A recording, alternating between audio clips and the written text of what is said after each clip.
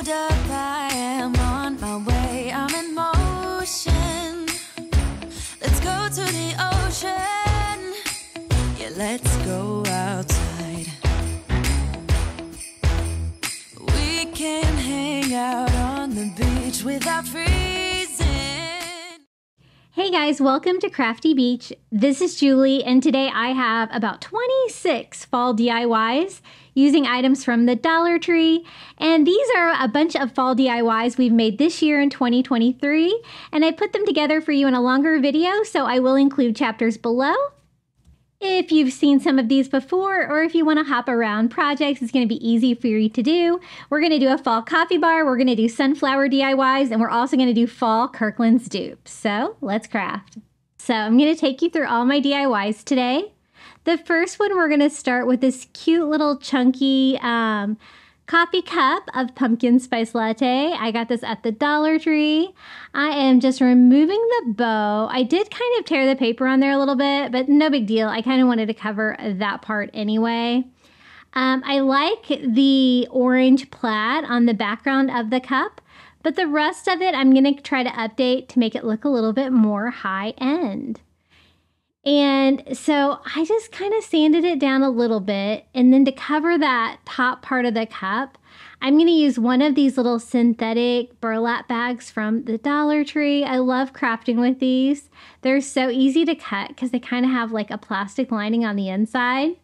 So I'm just going to cut down like a little rectangular piece here and use that for the top of my cup. I'm going to go ahead and just leave the seam on there. It's going to give me a straight line for this. And then I just kind of have to cut it down to size, and it's going to be just that little plastic cup topper that goes on the top of a plastic cup. So I just flipped it over and kind of sketched that out with a Sharpie on the back of it. And then just trimmed that down. That'll at least get me the top and the sides, and then I can always cut the bottom a little bit shorter too. So I'm doing really traditional fall DIYs today with lots of oranges and browns and wood colors, and I really love how this all came together. My coffee bar looks great. I just switched it out from my lemon theme, which I had this summer, which was really fun, but I wanted to get one for fall to give you guys lots of crafting ideas. So I just cut down this top part, you know, just kind of arching it down a little bit. And I'm just going to hot glue that over the top. And we kind of solved all the damage there with the ripped paper anyway. And I think that looks better than like the brown paper. Now for the little cozy thing that goes around the cup, I thought we could use some of this faux leather from the Dollar Tree. This one is ivory, so I think that'll kind of make it really pop. So I'm going to cut out a little square of this. I've been crafting with the faux leather a lot lately. I'm a big fan of it. It's so easy to craft with. It's so easy to cut, and you can just flip it over like this, cut it down to size. There are little bump outs on the side of this cup where you kind of know where to cut it. So I'm just kind of sketching that out on the back. And has your store got fall DIYs in yet at Dollar Tree? Some of mine are still barely have any of it out. Other stores have it all out, and they have so many cute new things this year. And I wanted to take some of these things like this one and just kind of show you how you can DIY it and make it even better. But some of them are so cute, I don't have to do anything to. You'll find out today. Now to glue it down, I didn't really want to have any lumps or anything from the hot glue on this, but I wanted something kind of strong. So I'm using tacky glue from the Dollar Tree and a paintbrush, and I just paint that with the glue and then lay the leather right on top. It's going to give me a nice smooth surface, and I think the little cup is already looking so much better. I just want to kind of smooth that out, clean up any excess tacky glue that might be peeking out. And then to replace the little pumpkin that was on the pumpkin spice latte, I'm going to use one of these leather tags. They have these again this year at Dollar Tree, and I love them. They're so cute. This one says blessed, and it's like, you know, leather carving. And I'm going to use tacky glue to attach it to. Sometimes these are a little hard to hot glue down, especially the faux leather to faux leather, I've noticed. So Gonna do a nice thick layer of the tacky glue and just kind of center that on my little cup cozy there. And I think it's looking really cute. I think the final touch would be a little bit of raffia. So I'm gonna use some raffia from the Dollar Tree. And I'm just gonna take a little piece and just tie a very simple bow. I don't want a lot of it. I just want a simple, cute bow that we can kind of decorate the top. I did kind of cut the burlap a little crazy there on the lid, so I'll just go ahead and decorate that part of it too. I kind of wanted a bow on here anyway. So once I got it all tied and cut down the sides, I'm just going to hot glue this over on the left side of our little pumpkin spice latte cup. And this DIY is complete. I think it is so cute, and this is a great start for our coffee bar today. I have a coffee bar that I have DIY'd. I took like a $12 or more from Goodwill and some removable wallpaper, and I did my own coffee bar. I have a video about that. I did it like a year and a half ago, I think, and I love changing it out for different seasons. It's so fun. And I think this is the first time I've ever done just a fall theme for my coffee bar, so it's super fun. Okay, the next DIY, check out this beautiful pumpkin from the Dollar Tree this year.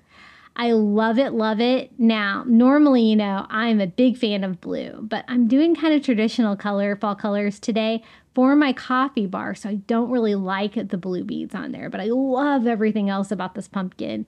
It's a nice size. Now, I've never taken one of these apart before, so I kind of disconnected the bottom first to see if I could remove the beads there to replace them.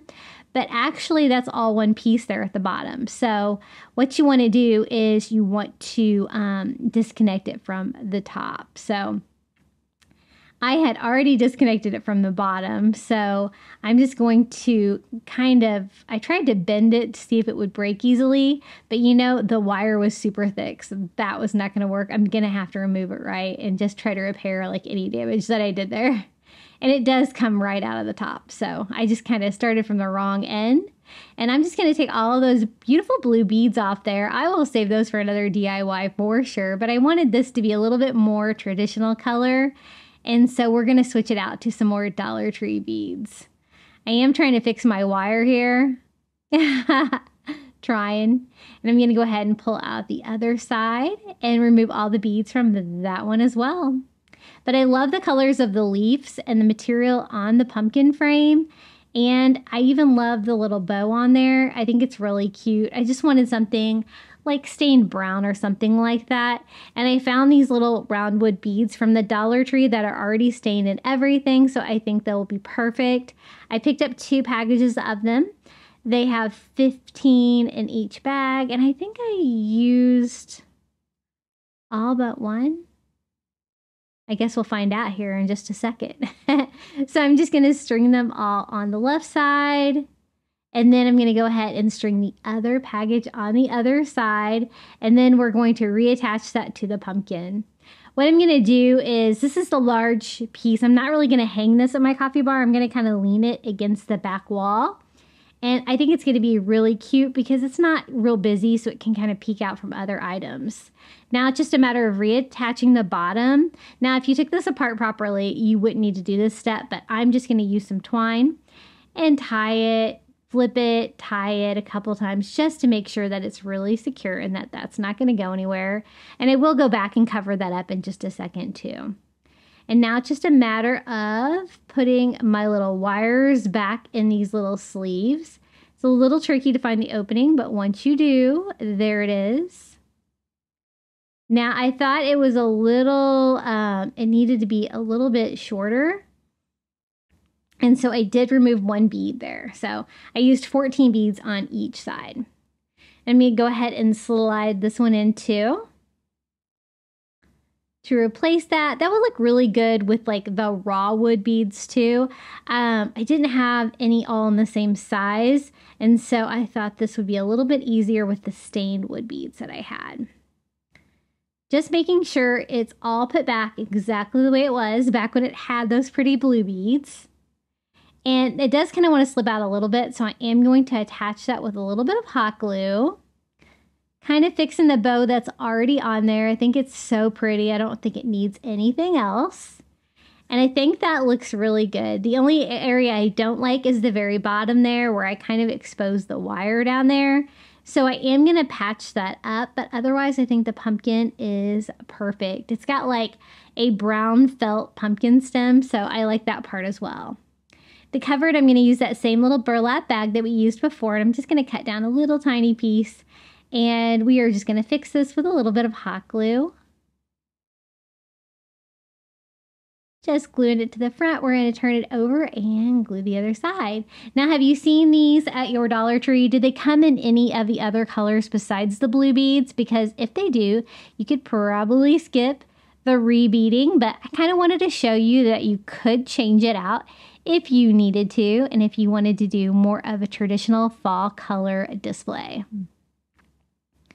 So I think that looks good. I think that's ready to go for the coffee bar. It's really simple, but really cute. And again, the leaves on there seem like really high quality for something from the Dollar Tree. And this is how it turned out.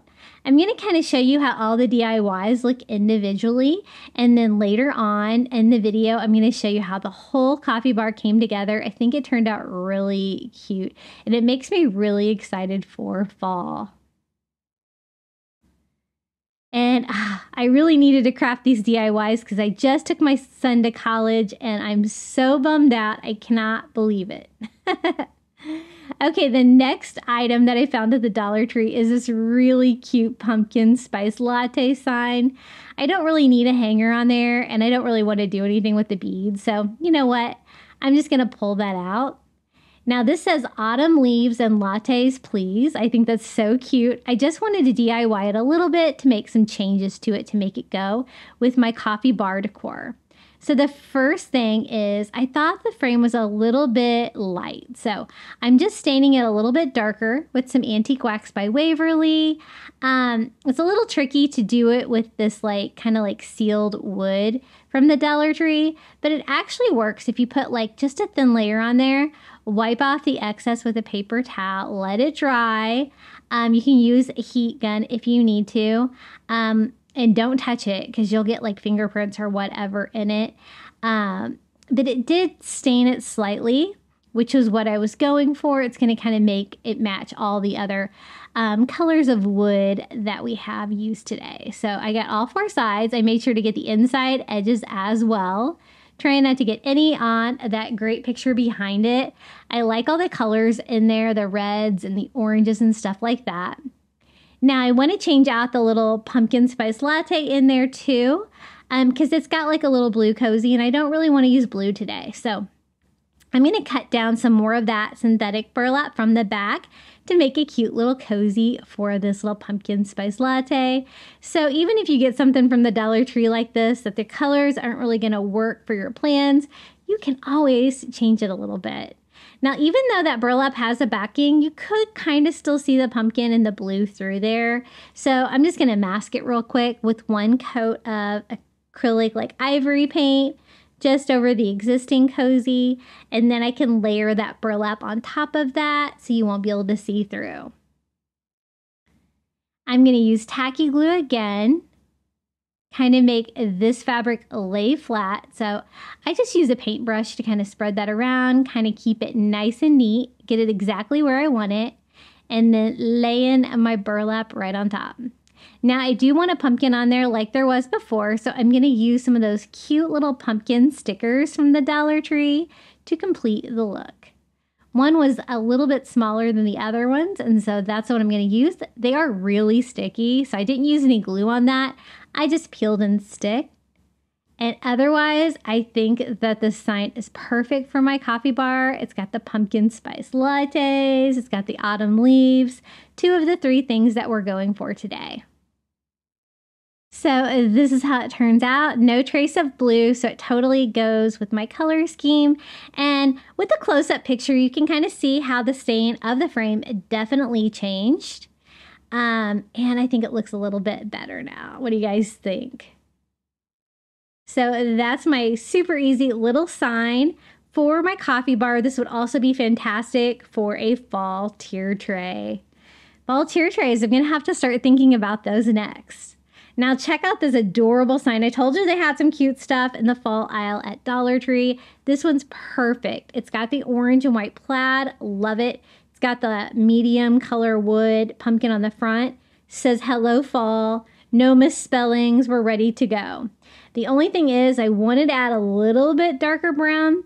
So I am going to replace the raffia bow on there with just the strap from one of those little leather ornaments just to give me a little bit darker color. But this was just totally optional, not really necessary at all because it was so cute and perfect. So I just take that existing little hanger from the leaf and I am just going to tie a simple bow in that, trying to make sure that like the leather is on the outside of my bow. So you kind of have to flip it about halfway through the bow and then just trim down the tails. Just a fun little addition there. I've already kind of used a raffia bow. I don't want to go too crazy with the raffia, but I like it with a raffia as well. And I just reattached a little leather strap to the top. And I told you this one was perfect. It really doesn't need anything. I just decided to add a little bit darker color of brown to it. I thought about kind of distressing the hello fall part, but you know what? I wanted you to be able to read it. So I think we're going to leave it as is. So there's the little hello fall pumpkin. I was just blown away by how many new things they have this year. I'm not sure if they're going to bring back a lot of the staples that they normally have for fall. Because again, my stores are kind of a hot mess. It's like boxes everywhere. But hopefully they will get them all out soon. You'll have to let me know in the comments below whether your stores have good fall selection. Now the next item, the little wheelbarrow, actually from the Target dollar spot, but look at this. It was only $5. The color is perfect. It's a wheelbarrow. I think that's going to be really cute for fall. And then I decided to put my own spin on it. I thought everybody's probably filling these with pumpkins. What if we do something different, like fill it with fall leaves? Because that kind of makes sense. A wheelbarrow for all leaves that you clean up from your yard. And, well, we don't here in Florida, but I used to back when we used to live in the Midwest and up in the Northeast. But what I'm going to do is kind of fill it up. So I don't have to use tons of leaves. I'm going to use just some white pebbles from the Dollar Tree, fill it up about 2/3 of the way full, and also kind of weigh the little wheelbarrow down, make it not so tippy. And then these are the leaves I'm going to use. They're like, some are white, some are kind of more orangish. I'm going to mix them all together and we're just going to fill up the whole wagon. I want it to look like just a wagon full of overlapping leaves falling out of the sides. Now there's different colors, different sizes. You can kind of arrange yours as is.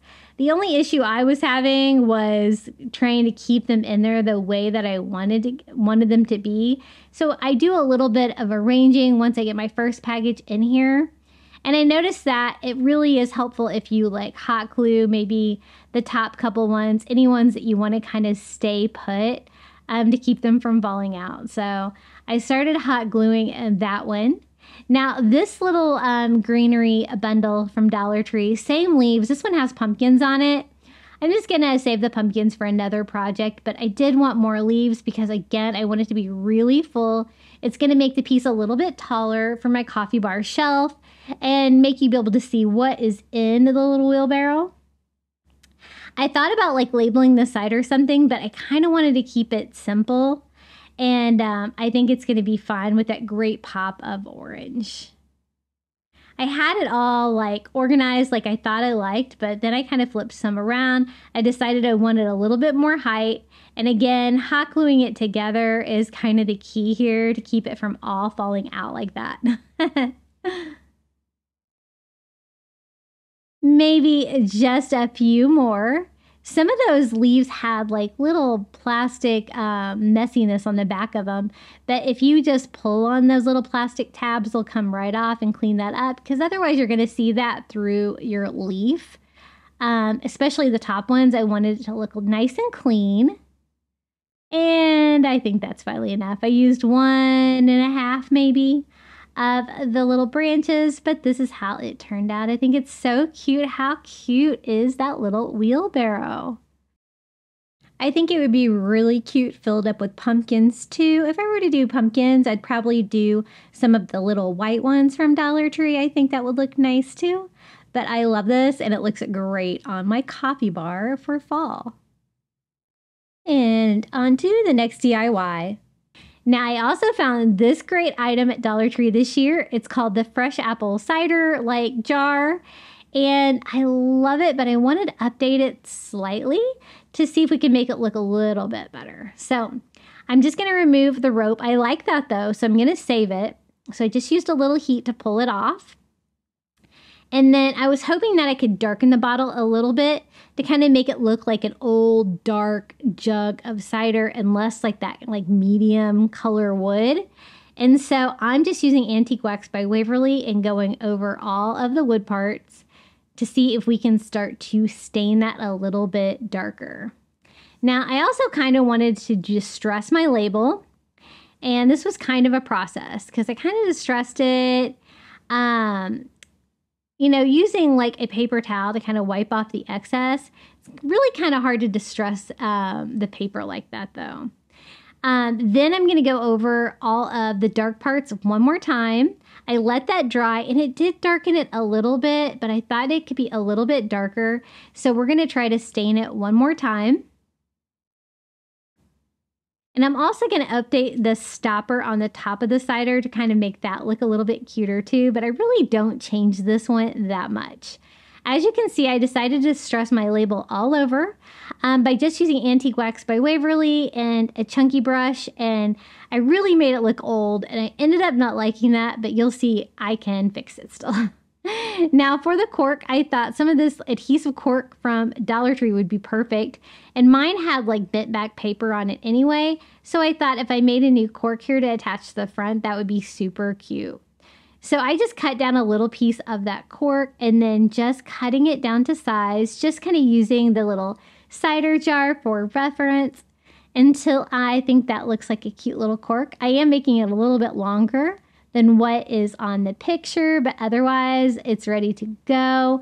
Once I get it the right size, all you gotta do is peel off the back and stick it on there. Super cute way to add just a little detail to a Dollar Tree product. And again, I kind of liked the heavy duty rope bow they had on there. So let's just go ahead and reuse this now that I got my bottle stained a little bit darker. And I got it done like this, and I was like, you know, I don't know. Let me distress the label a little bit more. So I distressed the label a little bit more, and then I was like, it looks good and old, but it doesn't really match what else I've done today. So no big deal. It's not too late. You got a little bit of wiggle room with this stuff. And so I'm just using a baby wipe, and I do want it to be distressed slightly around the edges and around the apple and stuff like that. But most of it, I want it to be white. I think it's going to kind of just go with the decor on the coffee bar a little bit better this way.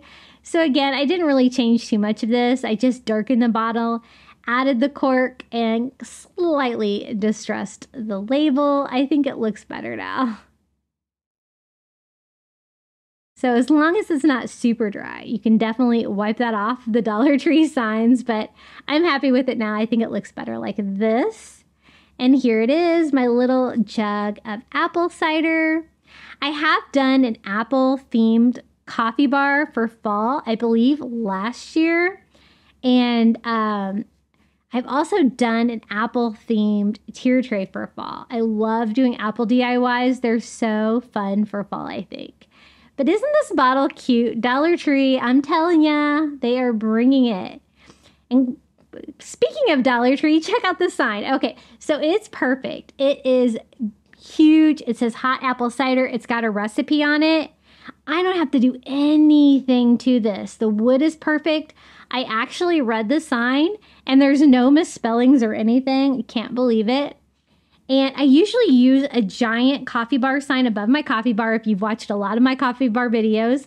But today, since I had a couple of really large signs from the Dollar Tree, I don't have to use that sign, so I didn't have to DIY that. But I wanted to give you a close-up view of how cute this sign is so you can try to find it. They also have it for, like, I think pumpkin pie, maybe, is it apple pie or cherry pie maybe? But absolutely adorable for $1.25. And it had a hanger on there, but I'm actually just going to lean mine against the wall. Now, this is the other large sign that I got at Dollar Tree. It's just a large cutting board, and it says Hello Fall. I think it's kind of pretty already, but it doesn't really match what I've got going on, and so I'm going to DIY it, and I absolutely love how this one turned out. So the first thing I did was I removed the raffia bow here, trying not to cause too much damage to the paper. And my Hello Fall sign was slightly damaged, a little tear in the paper, and I wanted it distressed anyway. So what I'm doing is just mixing ivory acrylic paint with water, and I'm just going to whitewash the little sign here on front. And as you can see, this is a pretty large cutting board. And so I'm going to do this on the top shelf of my coffee bar as well with that apple cider sign. So I think this will be good as well. But I did want a light whitewash all over. I think that distress, I just wiped off the excess with a paper towel, will hide any damage to the sign, and it softened it as well. Now, the wood part of the cutting board was way too light for what I'm doing today. So again, Antique Wax by Waverly, what I'm trying to do is I want to stain the back sign. You could remove the signs and put them back together, but I kind of wanted to distress all of it. So I think I'm just going to leave it together. I'm just trying to keep my wood grain all going in the same direction as the wood paper that's already on the cutting board. And it's okay if I distress the Hello Fall sign because I kind of want to distress that anyway. And since I've already started a whitewash on that. So I go all the way around the frame, just staining that Dollar Tree faux wood just a little bit darker. And then I just lightly dry brush all over just to kind of age this sign. And I really love how it turned out. I think it looks so much better than it started with. So I just followed that up with a paper towel, like a dry paper towel, just to kind of blend any of the excess, like distressing around the edges. Didn't want it distressed too heavily, but just enough. And I think that looks pretty good. I got my son all moved into his dorm yesterday, and I'm so sore today. I carried refrigerators and all kinds of things. Oh my goodness. I can't believe it. He's only an hour and a half away from home, though, so that makes me feel a little bit better. And he texted me like 30 times today, and he FaceTimed me, so that helps. But thank you for all your kind comments. Okay, so I reattached the raffia bow that was on there before, and then I just took some twine that I had and made a new handle for the cutting board as well. And this DIY is ready to go. I think it looks so much better with that color of wood. See, you really can stain that Dollar Tree faux wood paper. And I really like the little Hello Fall sign. I like the colors on it. And I like it distressed too. So I'm kind of glad that I distressed that with both a whitewash and with Antique Wax by Waverly. But this is how it turned out. And it looks fantastic on the top of my coffee bar. Now, I needed a little sign for my second shelf, and so I thought I would DIY one. I'm going to use some of these great napkins from Dollar Tree. How pretty are these? It's like just some pumpkins, some sunflowers, very fallish. And I'm going to use one of those little palette signs from the Dollar Tree that's already kind of like a medium wood, so I don't really need to do anything with that.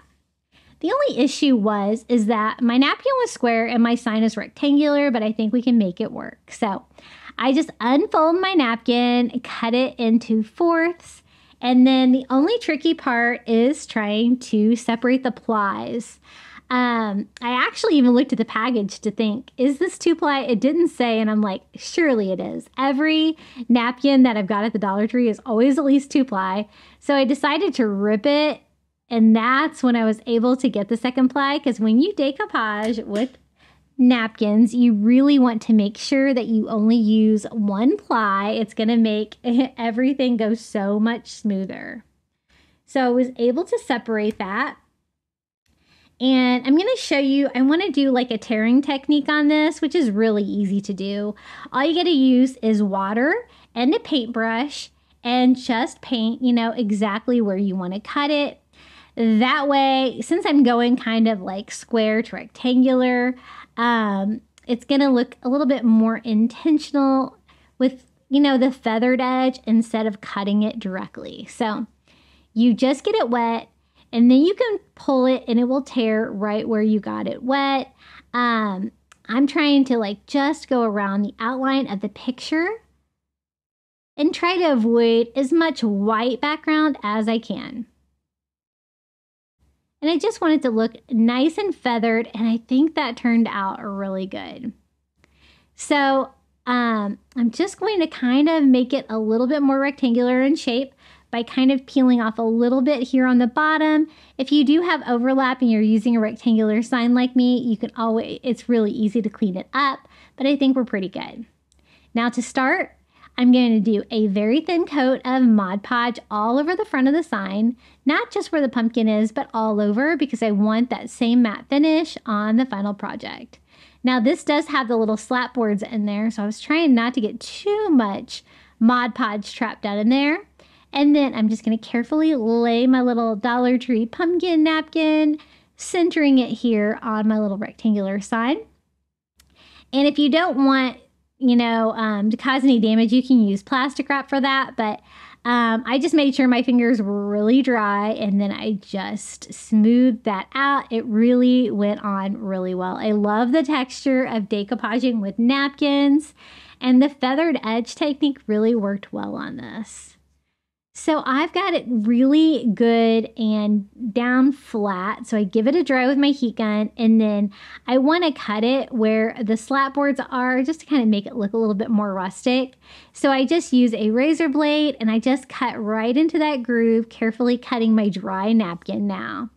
I also use my Cricut weeder to kind of get any material that might be stuck in the grooves there from the napkin. Just kind of clean it out, clean out some of the glue that might be stuck in there too. It's just going to make it look a little bit better in the end. How cute is that napkin? And then I'm just going to sand the top and bottom, make sure that I got a straight cut. And even though this was a square napkin, I got it to fit on that rectangular side pretty easily. Just cleaning up that little crack in both of the signs one more time, and I think this sign is ready to go.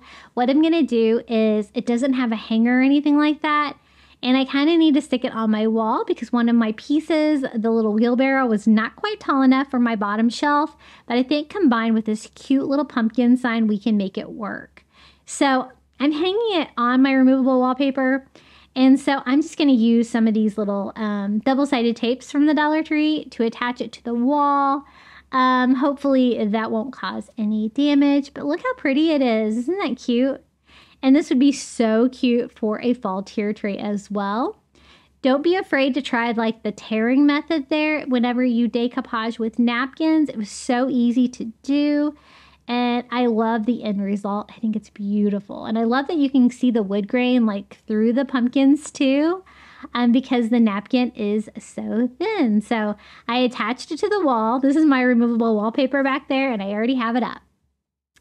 Okay, I always love to do like pennant banners or garlands on my coffee bar.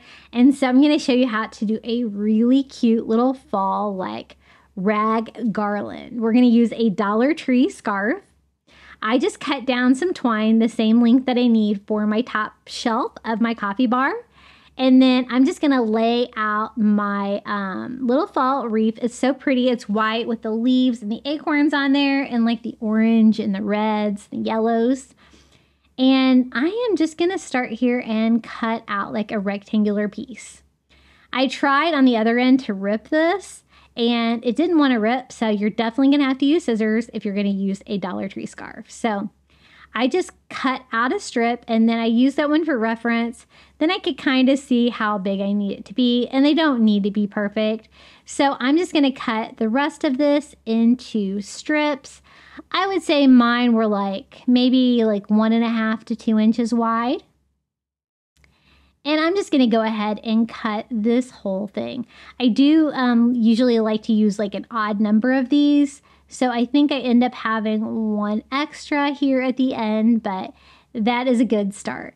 Now I want it all frayed and looking like rags, so I do go ahead and cut the top and the bottom seam off there too from the scarf. So now all the edges are frayed. This actually frays really well on its own. You don't really have to do any distressing. And then to make it a little bit faster, I'm just doing like 3 of these at a time, just cutting the top and bottom seams off of them. And then we can make a really cute little rag garland just by tying these to Dollar Tree twine. I don't know if I've ever made like a rag garland like this before, but I love how it turned out. I think it's so cute. So I just find the middle of my twine and then I can start there. I always like to do an odd number, so I always like to have like one thing in the middle. I just loop it like that, pull the 2 tails through, pulling that to the other side, making sure it's nice and tight. So I loop it like that, pull it over, take the 2 tails, pull it through the hole, and then pull the 2 tails tight. So when you're lining it up on there, it's kind of opposite what you think because you have the tails going the wrong way at first. But once you do the little loop and tie, everything's going to be laying on the same side. I thought this would lay a little flatter than just tying it in a traditional knot around. This is more kind of like a macrame thing, and it actually worked really well for this. So I'm trying to fill this up, but I'm also leaving gaps in between because I do want to use another fabric too to kind of break up the little fall fabric and give me another color. So I'm trying to keep them equally distant apart, but filling up most of it. I think I used a total of 7 of the scarf. And as you can see, it's already kind of fraying and stuff like that. Now for the other part of it, I'm going to use burlap. Now the burlap ribbon from the Dollar Tree, it was almost the perfect size. So even though it has wire on there, I think that this is going to work well for me. And it's kind of a synthetic burlap, so it's not super fray. So I think this is going to work well. So I had an extra piece, so I just used that for reference, and then I can start cutting that down. I did a total of 7 of the fall scarf ones. So I'm going to do a total of 8 on these. That way I can have burlap on each end and then burlap between each different section. It's just a matter of cutting 8 of these down. It almost took my entire 9-foot roll. So make sure you have a new roll if you're using the Dollar Tree burlap. And then I do have to cut the wires off the side to give you that like frayed look. And I think the wires would definitely get in the way for what we're going to do with it. So easy peasy, just trim it down. Definitely doesn't have to be perfect. Kind of the more frayed it looks, the better. But just like before, I loop it with the tails on the wrong side and then pull it through. And I think that looks pretty good. It kind of breaks up all of that white and orange, adds another color. And I've used a little bit of burlap here and there on the coffee bar today, so I think that'll tie in. I'm going to do a couple garlands today. This one is going to be for my top tier of my coffee bar, and then the other one I decided to put somewhere different, and I'll show you that as well. My coffee makers are both blue, so I'm hoping they don't clash too much with this because I usually bring blue into my coffee bar theme, but really wanted to kind of do traditional for you guys here today. So it's just a matter of trimming these all down, all 8 pieces. Gonna speed this up for you, and then we can just start tying these on to our banner.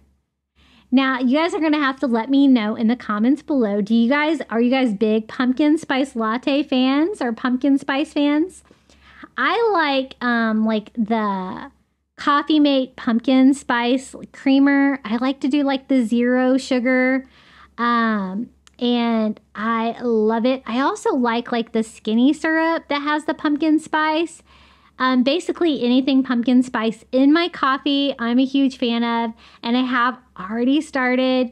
This got me in the mood, but I always make my own coffee at home. I don't like buying it out. I think it's just crazy expensive.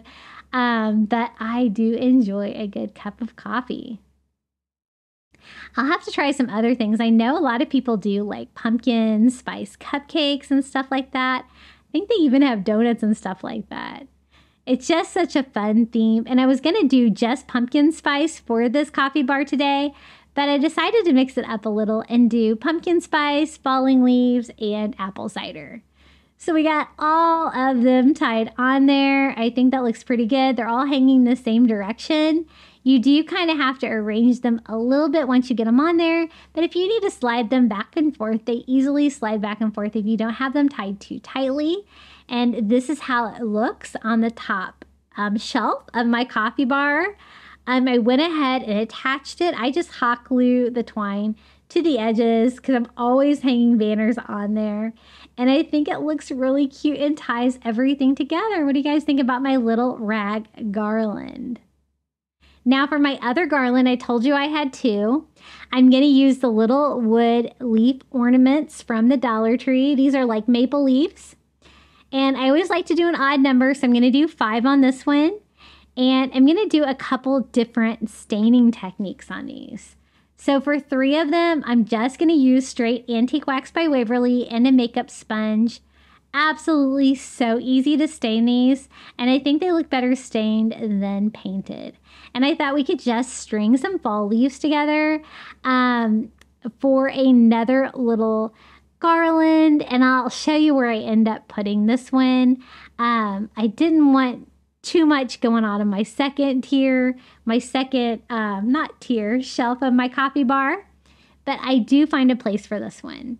Now for the other 2, I'm going to stain it orange. So I just used some I think this was called jack-o'-lantern acrylic paint, but I put it on with like a super wet wipe so that it kind of stained it. You could still see all that wood grain through, just to kind of mix it up so they're not all just brown stained wood. So I have got them all stained. I thought it would make them look even better if I used like a white paint pen and drew the little veins of the leaf back on there. So I'm kind of guessing where they would be by the bump outs on the leaf and just kind of filling those in. I don't think you can really screw this up. Pretty easy to do. And I'm going to do the same thing here on all 5 of them. And I did do kind of like a little bit different thing on each one, which I kind of liked. It kind of makes each leaf unique because they probably are. So just kind of guessing exactly, like if they had like a branch coming out one side, they'd probably have another branch of the vein coming out the other side. And I'm going to do that on all 3 of the stained wood ones. And then I'm going to do the same thing here on the orange ones. Now on these orange ones, I think they're really pretty. Once I got this at my coffee bar though, I was like, you know what? I think the orange is a little too light. Like I didn't really use this color of orange too much today. And so I am going to darken this up in just a minute. But for right now, it's this color of orange. So I kind of want them to sit at an angle, and so instead of using like the little twine pieces that come with it, I'm just going to put it directly on some Dollar Tree twine. This is some of their thinner twine, a little messy, so I'm just going to go ahead and burn off some of the fuzzies and stuff going on there. It's going to help me be able to string these, and I'm just going to string them kind of like going all the same direction. And I'm going to alternate, so I'm going to have like, you know, the dark wood, orange, dark wood, orange, dark wood. And the disadvantage of this is that, you know, they're not going to hang flat if you don't use the smaller twine to tie it to the twine. But I did want mine to kind of stick out a little bit to make them look like falling leaves. And so that's what I did. Now this is me changing the color. And to change the color, I wanted to do more of that like reddish orange color. I have used that today. And so I just used a dot of fire red on a baby wipe and then just wipe that over my orange, mixing the 2 colors together. And I liked that color a lot better. Now I could still kind of see where I drew the veins back on, so I just go back in with my white paint pen and just touch that up one more time. And what I'm going to do with this one, since I'm not going to hang it on my bottom shelf of my coffee bar, I am actually going to string this through. I have a bar underneath my shelves that I hang coffee mugs on. And the coffee mugs for fall that I have are just plain white. I didn't DIY them. I didn't want to go too crazy on them. So I thought we could decorate them with just these Dollar Tree wood leaves instead, just by stringing them on that bar. And this is what I'm talking about. I just kind of strung it through them so they're all kind of like sticking out here and there, and they lay pretty nice. It decorates my coffee cups a little bit without me having to do anything to them, but knowing me, I'll probably go back and use my Cricut and make a little bit of fall motif to those little white mugs, because right now they're a little bit plain. Now I also wanted to fill like the top of my coffee bar, and I wanted it to look like falling leaves. So what we're going to do is use these little faux leather leaves from Dollar Tree. These are like, I guess like the oak leaves. I don't really want them to have the plastic stems on there, so I'm just going to go ahead and trim those off. And the package had a total of 8 in there, and I think I ended up using 7. I also picked up some of this like fun tack from the Dollar Tree. I thought this would be a really easy way to attach these to the wall to make them look like they're falling without causing any damage, I hope.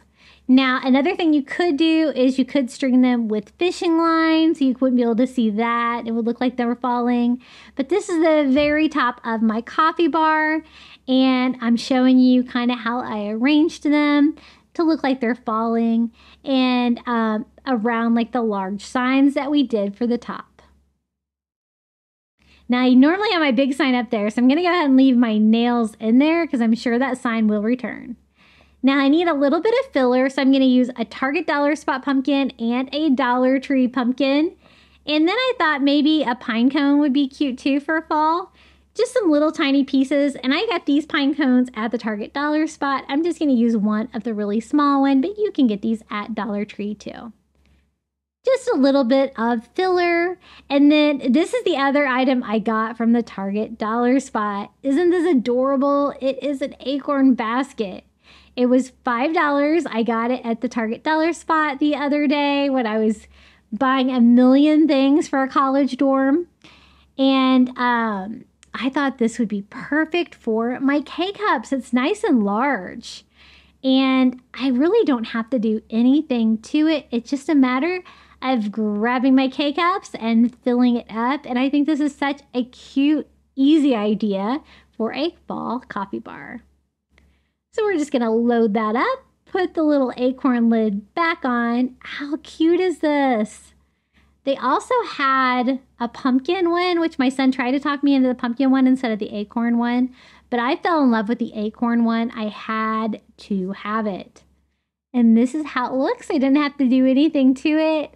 Functional decor. And I have plenty of room on my coffee bar to sit this next to my coffee makers. Isn't it cute? I love it. And it's got a little hoop on the top too to pull off the lid. So I wanted to give you a sneak peek here of how my little fall coffee bar turned out using lots of items from the Dollar Tree. I think it turned out really cute. I love like the traditional colors. I don't necessarily do a lot of traditional colors with this, with fall in general, but I thought I would kind of switch it up on my coffee bar to get us in the mood for fall, and I think it really all came together well. Now, the next set of fall DIYs, we are going to switch over and do some sunflower DIYs using items from the Dollar Tree. I love decorating with sunflowers for fall. It goes great for fall decor. So let's get started with our first DIY. I'm going to use one of these little standard wood crate boxes from the Dollar Tree at Crafter Square, and we're going to make a really cute little sunflower planter box out of this. So I don't want like the stain to be super dark, so I mixed water together with Antique Wax by Waverly to give me a lighter stain. And staining one of these little wood boxes from the Dollar Tree is even easier than painting because you can kind of get in all the little creases and everything there pretty easily and just wipe all the excess off with a paper towel. I did notice certain sides were staining like maybe a little bit different color. So on those sides, I did go over it with another coat. I'm also just going to do the bottom just to kind of make it look more like a finished piece. And I'm not necessarily going to do like the inside, but I do around the edges where you might see in there. And then I did the bottom just because I dripped some in there anyway. Now to decorate our little planter box, they have these great stencils this year in the fall section at Dollar Tree. They're little self-adhesive stencils and they come in all different kinds of patterns. This one had sunflowers on it as well as other fall themed too. So what I'm going to do is I'm just going to paint that cool fall pattern on the front. I was trying to decide if I should just leave it all one piece and do it, and I decided I was just going to cut mine. It's just going to make it easier. So I cut that stencil down to the front there, and they're actually just stickers. So basically you just have to peel and stick. The only challenging part is getting it started. And I'm going to have like that stained wood background, and then we're going to go over the top of it with some ivory acrylic paint. And I'm going to use a little stencil dauber from the Dollar Tree. And the stencils work pretty good. I did find I had to kind of hold this one on a little bit, but it may be because I didn't really have my Antique Wax by Waverly like super dry before I put it on there. But it did a pretty good job. So here are the results. Isn't that a pretty pattern? I went back and forth about whether to put a word on there, and I end up actually doing it. I also do want my little planter box to have little feet. So I'm going to use some of these little wood beads. These are from like the wood beads, the square wood beads from the Dollar Tree. And I had some extra ones. So I thought the fact that they were cube shaped would work great for little feet. And so I just stain them with that Antique Wax by Waverly too, so they'll match with the planter box. Super easy. All I have to do is glue one of the little feet into each corner of our little mini planter box. Now this DIY would be great for anywhere. It'd be great for a tier tray because it's small, on a shelf, in a kitchen, in an office, pretty much anywhere. At first I was going to put Hello Autumn on the front, but I kind of felt like it was covering up too much of my cute stencil pattern. So I do end up putting a word on there, but for now I decided to wait. Now the flowers that we're going to use to fill this, I picked up 2 fall flower picks from Dollar Tree. They have some really pretty stuff this year. Their flowers have gotten so much more high end. So I'm going to use just some Dollar Tree foam. I have to cut one piece to get it to fit. I basically just want to fill the box there so I can arrange it. And then a little bit of Spanish moss from the Dollar Tree to cover the foam so you can't see in the planter box. And now it's a matter of just arranging our sunflowers in there. I think it's going to be so pretty. I picked up 2 of these. These had like sunflowers, pumpkins, pine cones, really pretty. Every time I go to Dollar Tree, I went to 2 Dollar Trees today, I find myself picking out more fall florals because they're just so nice. Their flowers used to be so cheap there, and since they've raised their prices, I'm really noticing a difference in quality. So I'm going to do some sunflowers in this. I'm pretty much going to use everything because I just want like a fall theme. And so I thought maybe like a sunflower on each side, maybe some of the taller pieces here in the back. And I'm trying to save all the greenery on them as well, just pushing those up before I cut them. A pumpkin and a pine cone. And I do kind of rearrange these to get it exactly how I wanted. I was thinking I wanted 3 sunflowers, but it took a little bit of arranging before I was happy with it. So I just kind of move stuff around and add to it. I'm not going to use everything on these 2 picks, but I'm going to use a lot of it. I had so much fun putting these sunflower DIYs together today. I think they all turned out so pretty. The sunflower is such a bright flower for fall, and it can kind of work with all those fall colors, right? So I finally found a spot for my 3rd sunflower there, and then I chose the Hello Fall word and the little wood fall words that they have at the Dollar Tree, and I'm just going to paint it this golden sunset color. It's It's going to go nice, I think, with the sunflowers. And it's not too late. I'm going to glue it here on the front of our little planter box. It doesn't cover up as much as the Hello Autumn one.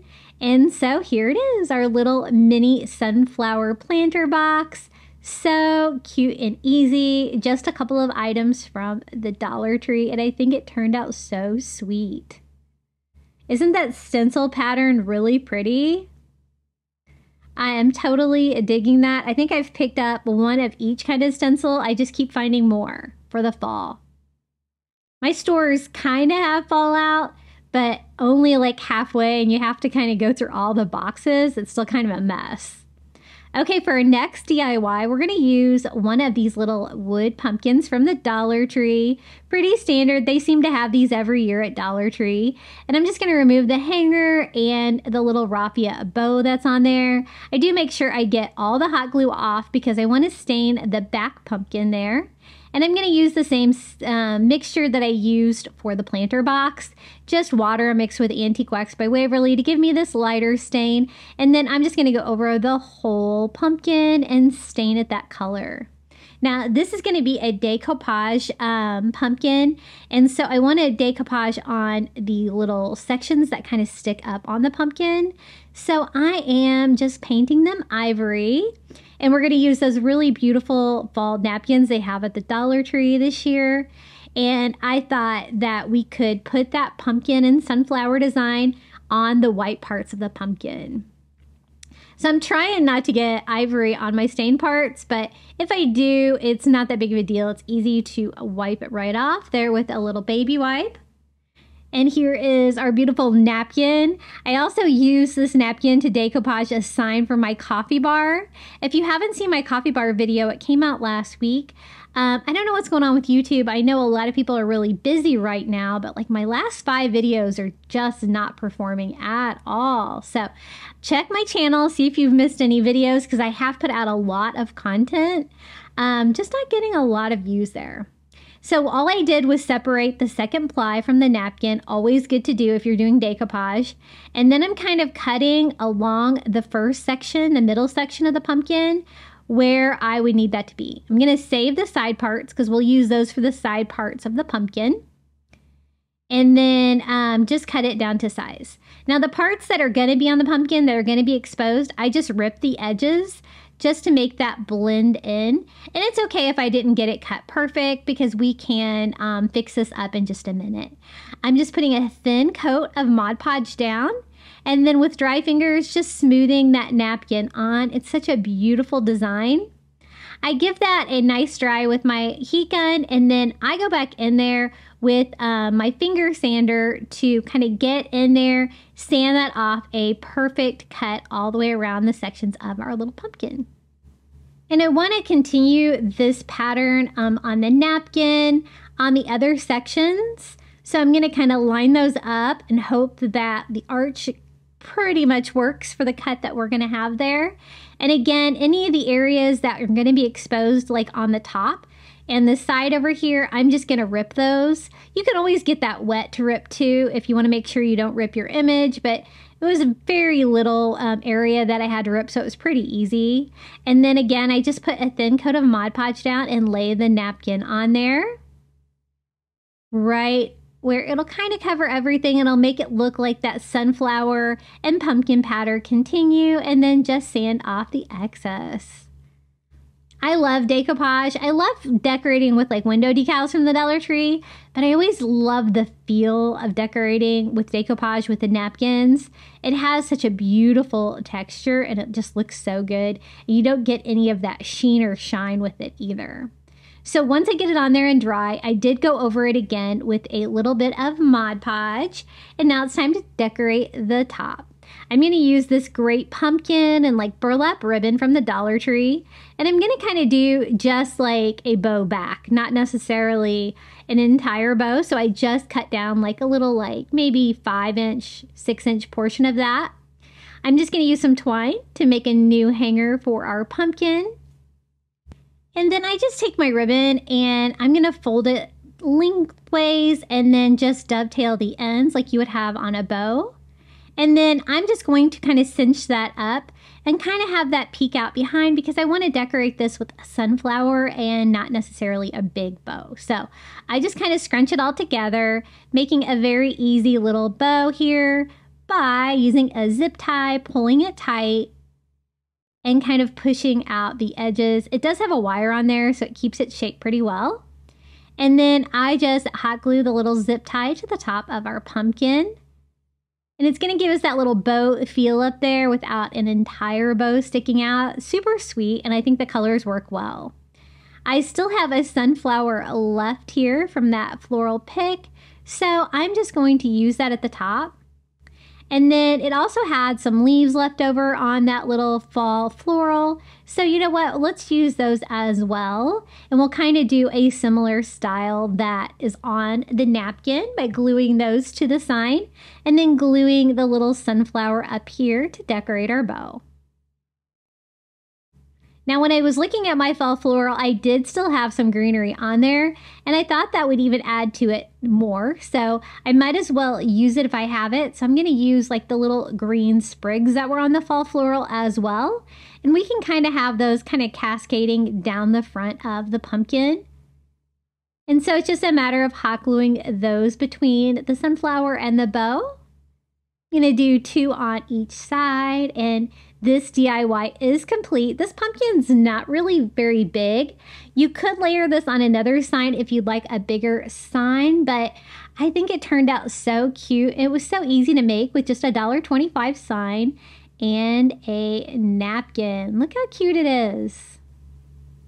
I love that, and I think that's going to go great with any fall decor.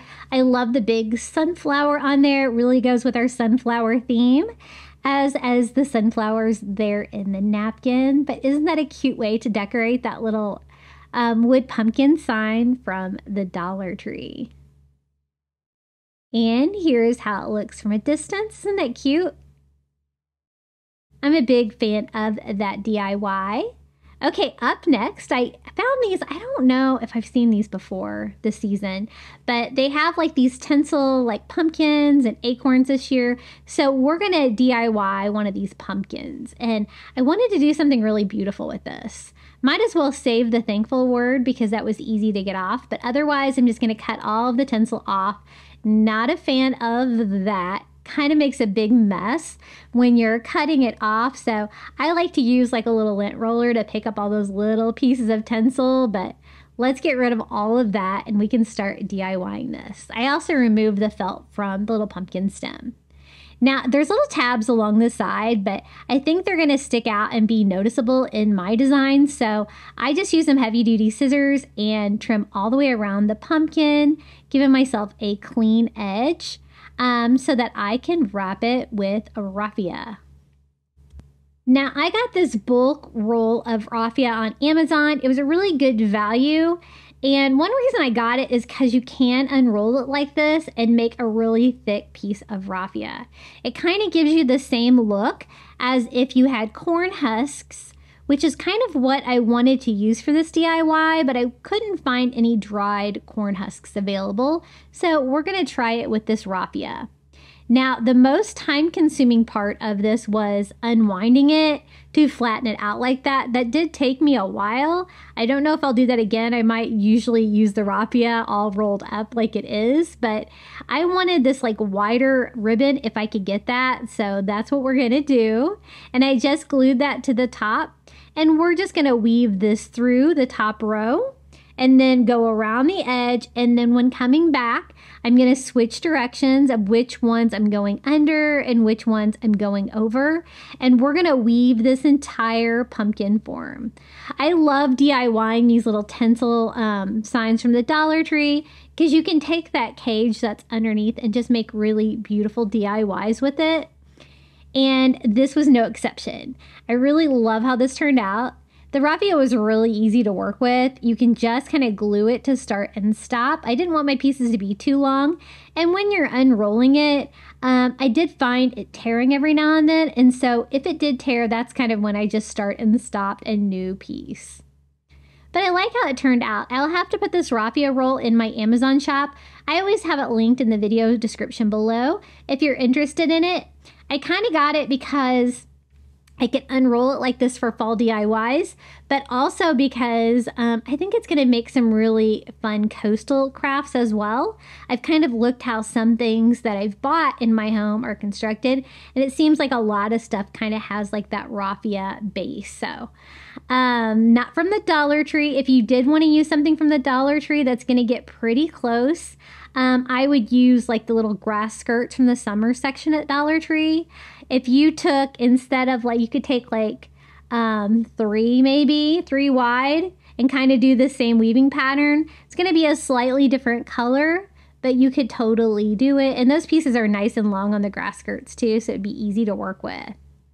So I just keep weaving all the way. When I get to the bottom, I don't have any tabs on the side anymore, so it gets a little tricky to keep it on the sides, but a little dot of hot glue will keep it on there, and we filled it up. Now, the color of the cage is that like dark orange color. It's not too obnoxious, but I do kind of want to disguise that if I can. So I'm going to use some more raffia to cover that up. I didn't really want the lines going across to be really noticeable, and so I kind of used the raffia there still wound up. I did not unwind that part, but for the other sections that I cover, I do unwind it. So I'm just gluing over that little plastic line that goes straight across. And then I'm going to go ahead and do the same thing with the other 2 rows here as well. And I'm also going to cover the rows that are going vertically too, to kind of give it that like little segmented look that you would have on a pumpkin. And I'm glad I did this. It was time consuming unrolling it. It was a little bit more work than I thought it would be. Like literally like turned off my camera and unrolled and unrolled. So I'm going to also do the edges of the pumpkin. For this one I unrolled it and I'm just gluing like the top half here along the edges. I thought this would give us a nice finished look all the way around the edges of the pumpkin. And this DIY turned out so high-end, nobody would ever guess that it was like a little tinsel pumpkin for $1.25 from the Dollar Tree. So I'm just working a section at a time. I'm just going to hot glue that all the way around. And then I'm going to go back and kind of wrap that around the edges as well. When I get in here to the top, I decided to just go ahead and keep using that same piece. And we can just wrap that around the little pumpkin stem, hot gluing it in place if needed. But I just kind of want to cover up anything that you might see there. I'm totally fine with that being like the same color as my pumpkin. So this is the back here. I'm going to hot glue the edges around. So it's basically going to seal in the little plastic cage on the sides, kind of hide everything and give everything that kind of raffia or like corn husk feel. It really did kind of feel like that material, but it's probably easier to work with that, I would guess. I was trying to see, like, even at the grocery store, I was having trouble finding corn husks. I love corn husks for fall DIYs. I think they go great with it. Now for these little segments in the middle, I also use the unwound raffia. So I can kind of make it a little bit thicker, make it stand out a little bit, and cover more of the plastic. And then I'm just going to do that on all 3 sections. And then I want to decorate this with sunflowers because we're doing like the sunflower theme today. I did go back and forth about what flowers I was going to use. At first I was going to use these little daisies. They're not necessarily sunflowers, but you know, you get the softer burlap colors with that. And then one of the little leather fall words. This one says blessed. So I thought that'd be really cute on our pumpkin. So I just hot glued that to the top. And then I was like, you know what? No, we're doing sunflowers today. We're going to use sunflowers. So I picked out 2 large sunflowers off of a sunflower pick from Dollar Tree to decorate the top of our pumpkin. And I'm just going to hot glue them, kind of stagger one a little bit lower than the other. And I did just tie, you know, more of that raffia around the stem there for the hanger. So it's going to be easy to hang this as well. But I think it turned out really beautiful. What do you guys think about my little raffia pumpkin topped with sunflowers? It's so pretty, and I really love those leather words. I'm going to use those a couple of times today. I think they look so high-end. And you get a lot in a package, really. So here's our little blessed pumpkin. No sign of the plastic cage. We did a pretty good job of covering everything with that raffia. And I can't wait to DIY with that raffia again. I think it's really pretty. Okay, next DIY. This might be my favorite today. I got this little sign from the Dollar Tree. It says, "I love fall most of all." And I decided to use it as an inspiration for a beautiful fall sunflower wreath. So I'm going to use this wreath form. It's got like 4 rows, but my wood round's big enough to cover 2 rows. So you know what? I'm going to go ahead and attach my wood round to it first and just kind of build out from there. That way I'll need less things and I can kind of make it custom to size. I'm going to leave the existing hanger on there and just string that through from the back like that so I can still use it for a wreath hanger. It's just a matter of attaching the wood round from the Dollar Tree to the Dollar Tree wreath form. So I just did a bead of hot glue all the way around. My hot glue gun was not charged very well. So I was trying to get that on there as quick as I could so I could just lay my little wreath form on top. I didn't get it all in great places, so I do follow that up with another row of hot glue, making sure that's good and secure. I don't want that going anywhere because we are going to build this wreath out and it's going to end up, and it's a pretty nice size wreath. So once I get that all dry, we can flip this over and start decorating. I'm using the sign itself as inspiration for the pieces, and there's a lot of greenery on there. So I picked up 3 things of garland from the Dollar Tree, and they're all different leaves, but you know, sometimes at the Dollar Tree, you kind of have to take what you can get. And I think it actually added some variety and made it look great. This garland is already wired, so super easy to make a wreath with. I just wind it around the wire wreath form and just wrap it around. This is kind of like maybe a star-shaped leaf, I guess. I decided to kind of make it go through this little section here at the top. That way I could get it to stay on there without having to use any zip ties or wire or anything like that. And then just wire it down to itself there at the bottom. It was the perfect size to go around the wreath one time, but of course it's not near as full as it should be for a wreath.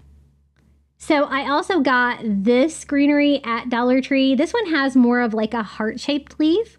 They're both green, but I think that's fine because the leaves on my sign, my inspiration, had green leaves as well. But you could totally do this with fall leaves if you'd want. But really there was no sign of like fall leaf colors on this sign. And it turned out so bright and beautiful.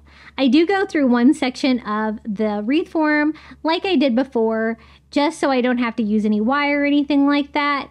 Just making sure everything is kind of tight and wrapped tight around the wreath form, and it does make it all the way around the wreath form one more time. So I just wire that back to itself. And then my third package of greenery is like a heart shape, but it's like a variated leaf. So I think they all actually worked really nicely with each other because all the leaves are a little bit different. It's going to kind of add to our design. And we're going to add all the things that you see like in that fall picture.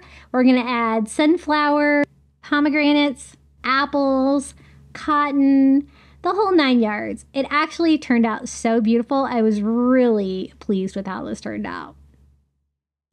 And so far, super easy for a wreath, right? Most of the items we work with today are wired, so it was really easy to wire it to that wire wreath form. And let's get started decorating it. This is the little mini pomegranates.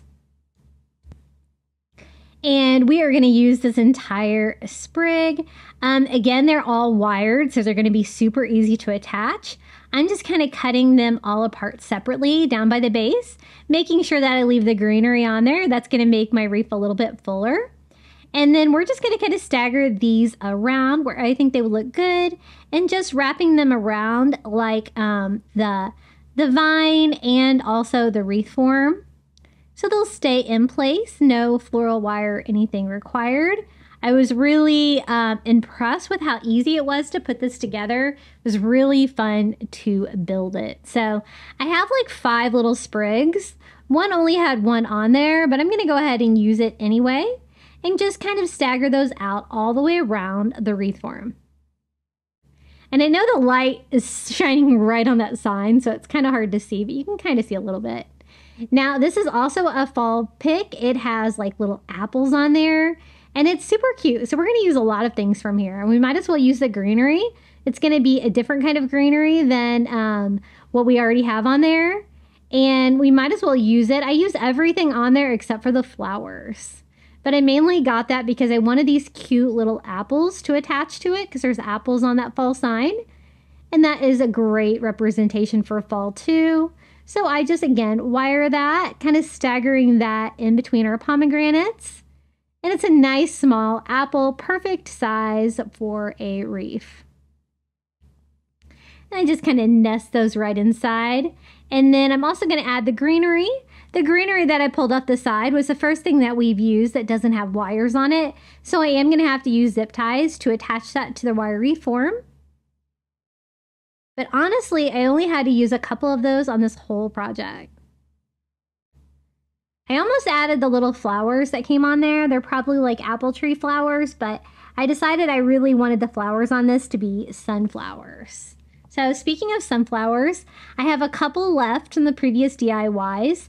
They have lots of different sunflowers I noticed at Dollar Tree this year. This one has kind of a big rounded leaf. It's kind of a large sunflower. And we're going to go ahead and use both of these.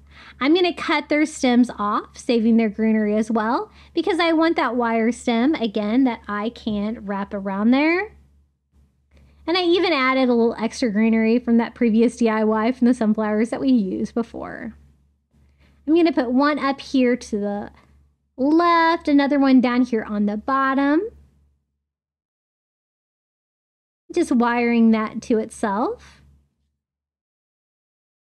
And then I also had these sunflowers from the Dollar Tree. You can kind of see they kind of have like a pointier leaf, and they are smaller than those. But that's okay. Let's go ahead and use some of those to decorate this as well. I thought maybe 3 would be like a really nice punch of color. So I'm going to put it over here, kind of staggering it out between the other 2. And then there's pumpkins on the sign, so I'm going to use some of these little pumpkin picks from the Dollar Tree. This is a very soft, like, orange color, and there is a pumpkin on there similar to that. Now, they have these little clips, so easy to attach to a wreath form. Just have to find something to attach it to, and then you can just clip those right to the wreath form. I was trying to decide where to put the second pumpkin. I decided to wait until I added some more stuff to it to figure that out. Now, these are the little cotton pods from the Dollar Tree, from the Crafter Square. And the great thing is they're already on wires. So that's going to make it even easier. I'm going to stagger those throughout the wreath. And these are also, of course, on the sign, the fall sign below. So I thought maybe a pumpkin over here, another like little cotton piece up here. Isn't it so pretty? I think that this wreath really screams fall. I love it. I love all the inspiration I got from the wood round. It was perfect inspiration, and I was able to find all of this stuff at the Dollar Tree. So that was definitely a win. Just trying to arrange everything. We're going to use the existing hanger that was on the wood round to hang the wreath form, so I don't need to add anything else to it. And I think it looks really full and beautiful. What do you guys think about it? I love the greenery on there just because it makes it so colorful with the yellow sunflowers and like the red fruit and stuff like that. And this is how it turned out. Our little I Love Fall Most of All wreath. It was kind of a work in progress. It was really fun to build this out, and I just love how it turned out. It's so beautiful and colorful for fall. Love it, love it, love it. Hey guys, I wanted to take a quick moment out of today's video and let you know about my private Facebook group. I always have it linked in the description below. You're going to find out when I post new videos, and you'll get to see what everybody's been DIYing. I also have Facebook, Instagram, TikTok, Pinterest, and Threads, and my handle is Crafty Beach on YouTube. Okay, next DIY, I picked up one of these felt sunflowers from the Dollar Tree. I always love these, but I don't really know what to do with them, and I had a great idea for this one. So I'm going to show you how I use it. I don't like the glitter side, so I plan on using the back. And I thought if we did like a Dollar Tree wood round sign in the middle, that could cover up the glitter part there, and we could build a really fun like sunflower wall hanging. So the hanger is kind of in the way on this wood round from the Dollar Tree, so I'm just going to go ahead and remove it. But otherwise, it's the perfect size to go in the middle of the sunflower. Like that. I like the white frame of it. I think I can leave that. I think that will be fine. But to cover like the middle part of the sunflower, I have something planned for that as well. So it's just a matter of attaching this. It does have a thick round frame that goes around the edge. So if you're careful, you can just staple the felt flower to the back of that. And try your best to like keep it right on that rim so it doesn't go all the way through. So that's what we have so far for our sunflower wall hanging. I also want to make a hanger on the back, so I might as well just go ahead and do it now. I just take some Dollar Tree twine, tie a simple knot, and then we can just staple that onto the back of the sign as well. And then to cover like the middle of the sunflower part, I found some brown like washcloths from the kitchen aisle at Dollar Tree, and I thought we could do like a fun design in there. I like to DIY with unexpected materials from the Dollar Tree sometime, and this is no exception. Now they're scrubbing washcloths, so see the inside texture has like that net on it. I think that looks really cool and kind of like symbolize, you know, the inside of a sunflower with like sunflower seeds. And it's going to be the perfect size too. So I just need one. It comes in a 2-pack. And it's just a matter of cutting it down to size. I need it to fit inside that little round frame. It was a little tricky to mark this out though. So I just turned it over and used a Sharpie and tried to like feel where the frame was. And I am going to border it out so it doesn't have to be perfect, but I did find it a little tricky to try to keep it like down and mark that out. And so the way I'm going to use it, this like top part of the washcloth is actually going to be down, but it's going to be under that like mesh net material, so you won't even know it. But I'm just going to cut that down to size. Again, doesn't have to be perfect. We're going to border it out. It did shed a little bit there when I cut that material. So we'll have to attach the washcloth part first. That's going to be like our brown background color. And I do like the fact too that it has that grid. I think that looks kind of cool. I was trying to decide which way I was going to do it, and I decided to use it upside down because I did kind of have a little bit of Sharpie on the other side, and you're not going to be able to see it in the end. To attach it, it's kind of thick, so I thought some of the tacky glue from Dollar Tree would be great. So I just put like a thick coat of that down and just lay the little washcloth right on top. And again, I know it's not perfect, but we are going to frame that out so you won't be able to see like the edges of my circle. Circles are hard, y'all.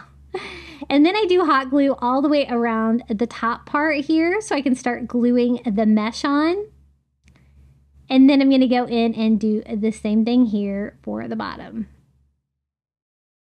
Now to frame it out, you could use like Dollar Tree rope. That will look really cute too. But I found some of this great like mesh tube from the Dollar Tree in this brown color. Very similar color to the rope. That's why I think either one would work well. But I found this, so I thought we could use this for our little sunflower. So it's just the mesh tube. It's all rolled up. So it's going to fill that little void there between our center and the frame. So I just hot glue that all the way around. Now, I was trying to decide, once I got it on there, I thought it was really pretty and a great use for these little felt sunflowers, you know, that I never really know what to do with if I'm not using them for like party decor. So I do decide to decorate it a little bit after I get this on there, because even though it's really pretty and it's really interesting with that like mesh in the middle, I thought it was a little bit plain. I thought we could take it up a notch. So I got that mesh tube glued all the way around, and then I thought, sunflowers. Now see how they have different kinds of sunflowers at the Dollar Tree?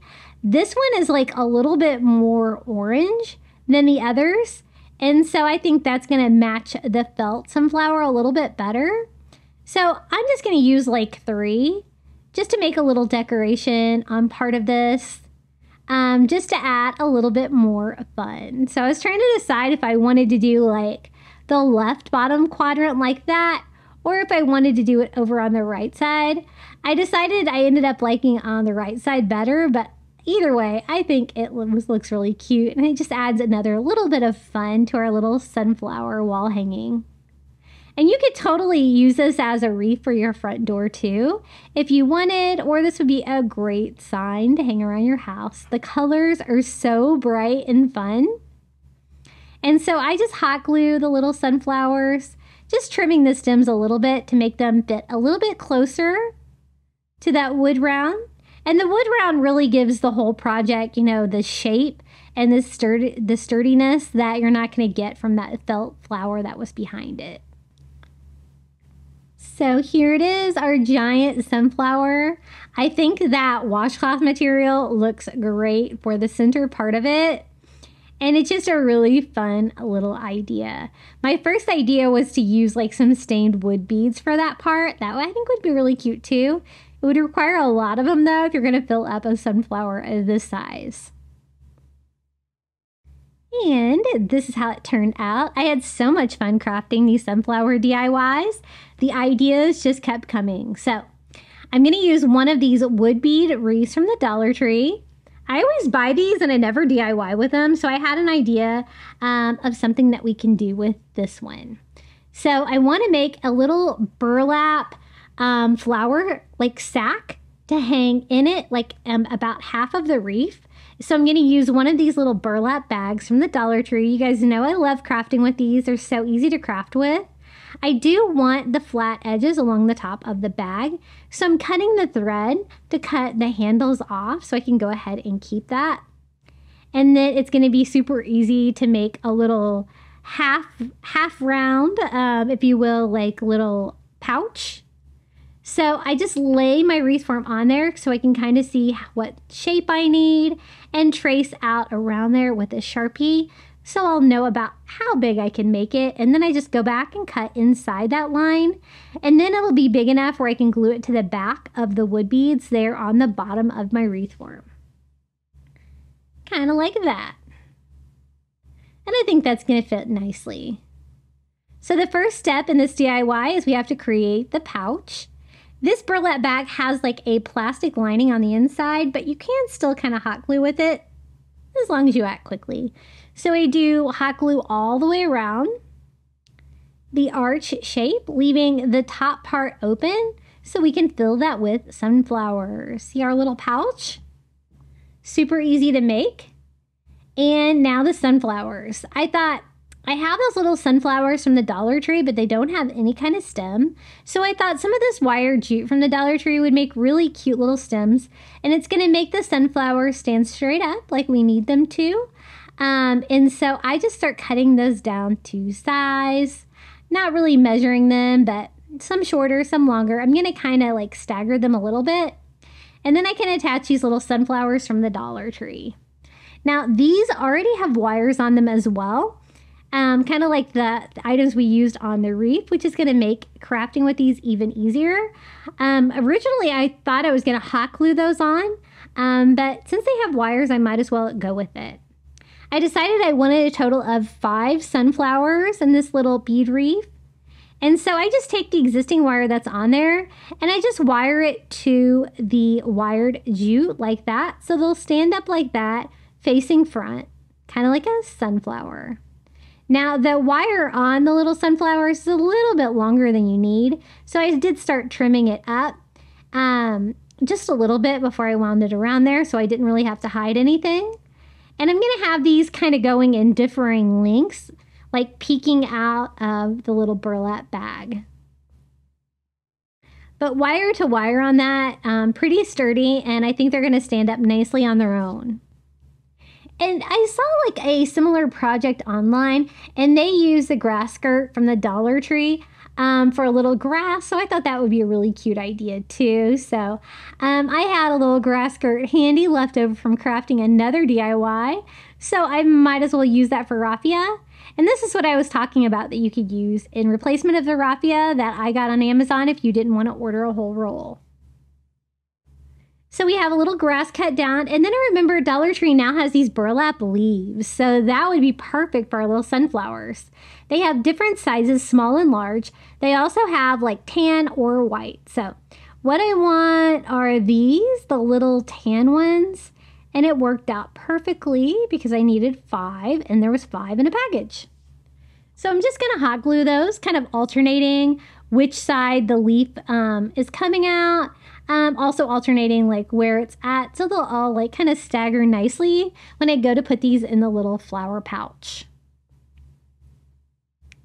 So all 5 are little burlap leaves on there, and I'm really glad I remembered I had those. I think that provided a really fun touch. So the first thing we're going to add to the pouch is the grass. So I'm just kind of staggering that out where we can have like little raffia grass like coming up in between the sunflowers. Just another little fun texture. I decided just to double up a couple of them just for a little bit of variety. And now it's just a matter of hot gluing these all down. At first I was thinking about using something but like a little lightweight for the glue, but nah, I went ahead and used hot glue on this too. So I just hot glue those down. Again, I'm using like 2 in some sections just to make it a little bit thicker. And definitely 1 piece of grass between each flower is kind of how I'm laying it out. And then I decided to trim them all different lengths so they're not too crazy. Now it's time to attach our sunflowers. I start right here in the middle, kind of hot gluing that into place and gluing the bag around it. Wanted to kind of check how high I could get it. Probably needs to go down a little bit. And my hot glue was still wet, so I was able to move that down a little bit so it's not too tall. I think that looks cute. And I want like the sunflowers, some of them to be up, some of them to be down. So I'm just going to kind of alternate up and down, hot gluing those right into place. And when I'm hot gluing those down, I'm also gluing the burlap pouch down on top. We'll kind of seal those all in there as with the grass. But I wanted to get them all lined up first and then just glue the pouch shut. It's so cute, isn't it? Now to decorate the front of the little flower pouch, we're going to use some of those leather words from the Dollar Tree again. This time, we used Bless last time, so we're going to use Grateful for this one.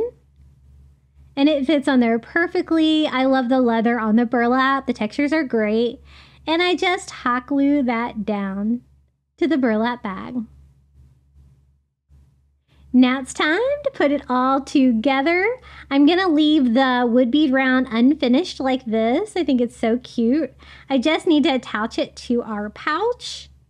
And it's gonna fill up half of it. And the 2 outside sunflowers are a little taller than the wreath, but that's okay because they can kind of peek out on the sides like that. And I just attached the wood beads down with hot glue. Kind of sealing it all together, making sure none of my sunflowers get hidden there. This is a really easy, fun DIY to put together, and I think it's just so beautiful. I don't know if I have the link to or I saw something like this online.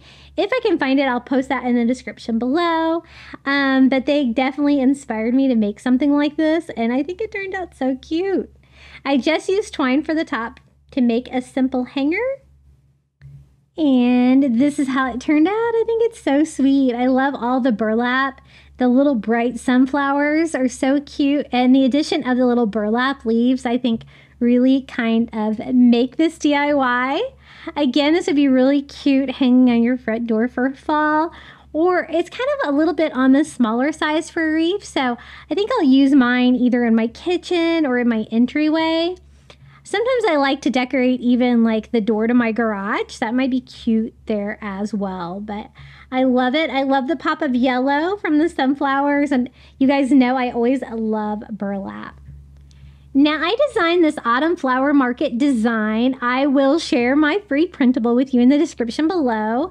And I printed it out on 8.5 by 11, just regular size cardstock, which is almost exactly the right size to this Dollar Tree sign. It just required a little bit of trimming to get it to fit down inside that frame. And I guess I've never really realized that that was exactly the same size as a sheet of paper. So I'm just trimming it down in little pieces. Some of you guys have asked in the comments why I don't use paper cutter, and I really do have a paper cutter.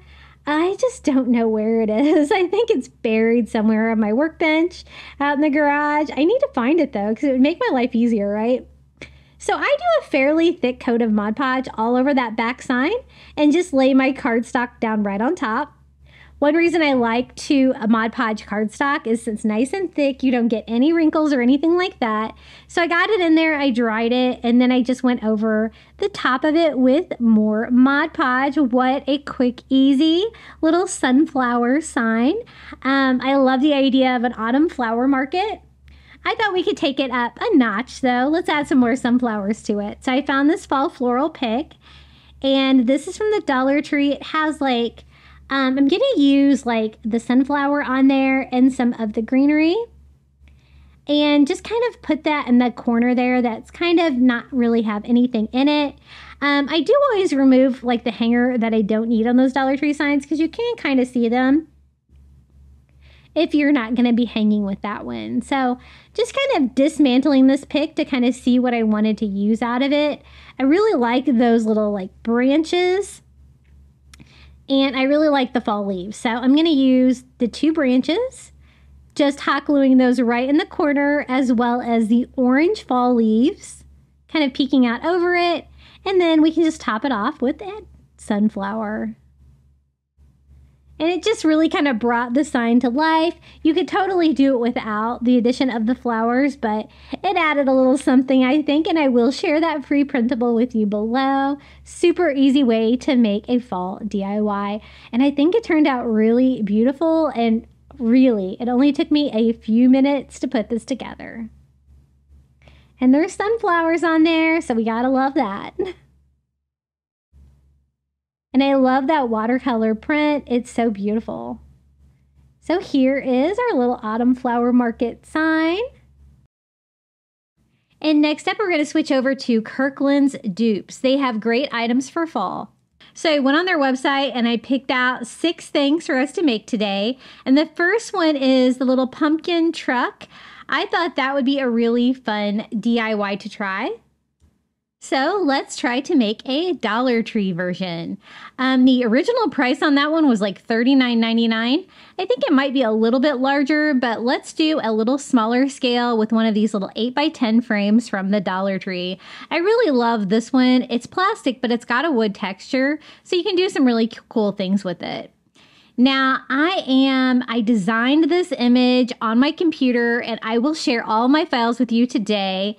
And I took a while to design this, but I really like how it turned out. So let's start with the frame first. It's like a wood texture, but it's kind of a dark wood. So I'm going to use a couple of colors. I kind of start with this first color, which is like cashew chalk paint. And I'm just distressing all over. I don't want to cover all of the brown in the frame. I would like some of that to be showing through. I want like just a couple different colors. I kind of want it to look like driftwood, because we're not only going to be doing Kirkland's dupes today, I'm going to do my own little crafty beach spin on things to make things that will look great in my home, and I hope you enjoy my ideas. So I went over the front and the sides with that cashew color, and then I'm going to follow it up with a little bit darker color. I think this is called like a teddy bear color, but just a little bit warmer. I did a very light distress on that just to bring in another little tone of brown. But basically, that is all there is to it, just distressing it to make it look a little bit like driftwood, and then we are going to make our framed print.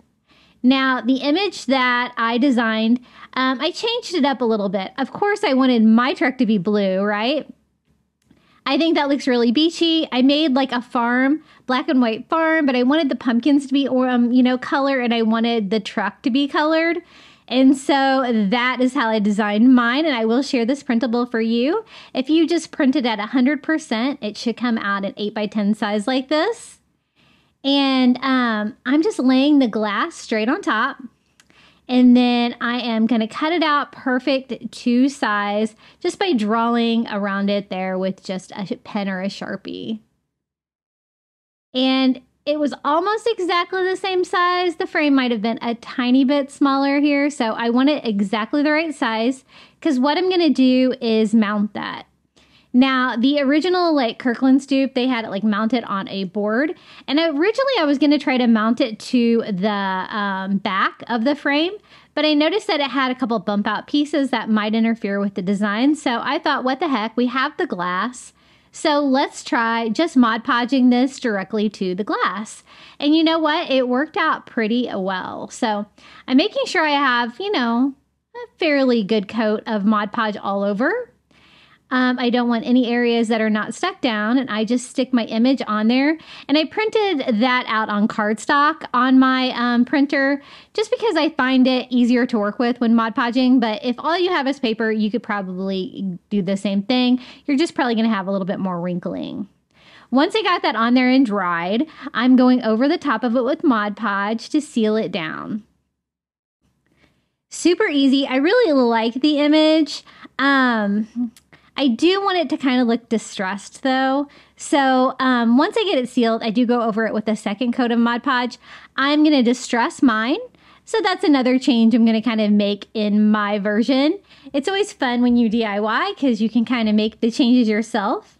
So I just take some antique parchment, it's like an ivory color, and a chunky brush from Dollar Tree. And basically I kind of want to just kind of whitewash it to kind of make it look old and weathered. So I distress it very lightly and then go over that with a baby wipe. And I want an even level of distress on everything. I just kind of want it to go with the coastal farmhouse style of my house. But if you don't like the distress look, it would look great just as is if you wanted a brighter picture. So I just go in there with my dry brushing of that ivory paint. I kind of follow that up with a baby wipe because I just kind of wanted to spread it all out a little bit, make it a little bit more faded because it was really bright. And then we're just going to pop the glass back in the frame. I'm going to go ahead and put the back on it too, just because that way it has a hanger, also a stand if I want to sit it on a shelf. And I've never Mod Podged directly to the glass before, but it actually provided a pretty good surface for me there. So I am just cleaning it up a little bit. This DIY is ready to go. Let me show you how it turned out.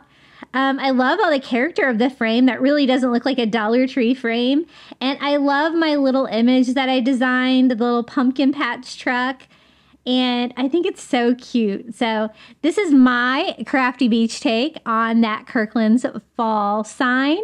So cute. Again, here was the original at Kirkland's on their website. And here is the Crafty Beach version made with the items from the Dollar Tree. Okay, the next dupe, I really liked this Friends and Family Gather Here porch easel. Now, I didn't really have anything from Dollar Tree to make something that would be on the scale for a porch easel, but I thought maybe we could try to make a smaller version of it.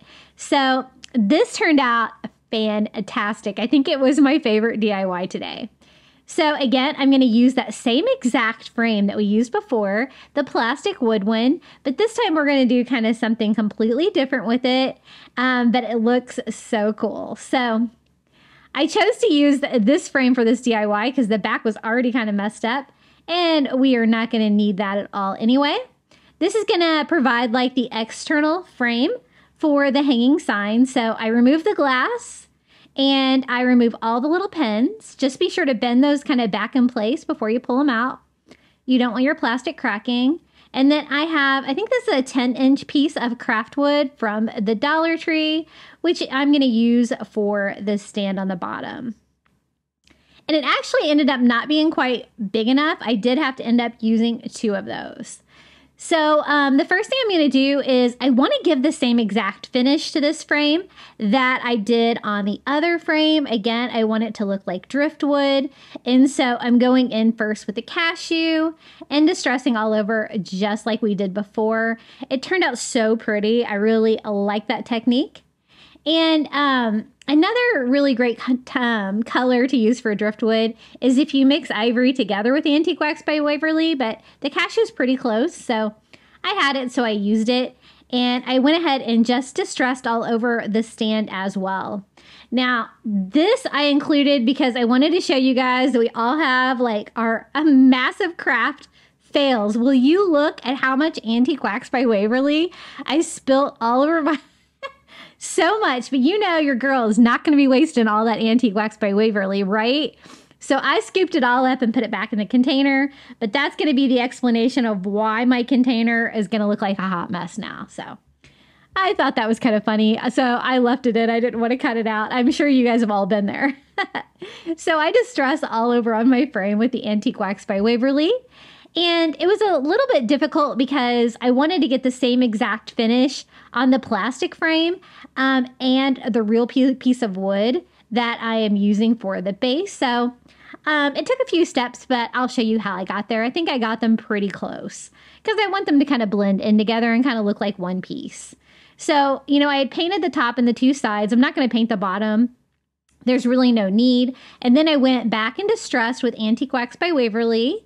But I found that it kind of made it really dark when I kind of blended it together. So I did have to come back with that cashew color and then come back with the Antique Wax by Waverly because I was trying to get like all the different colors of wood on this one.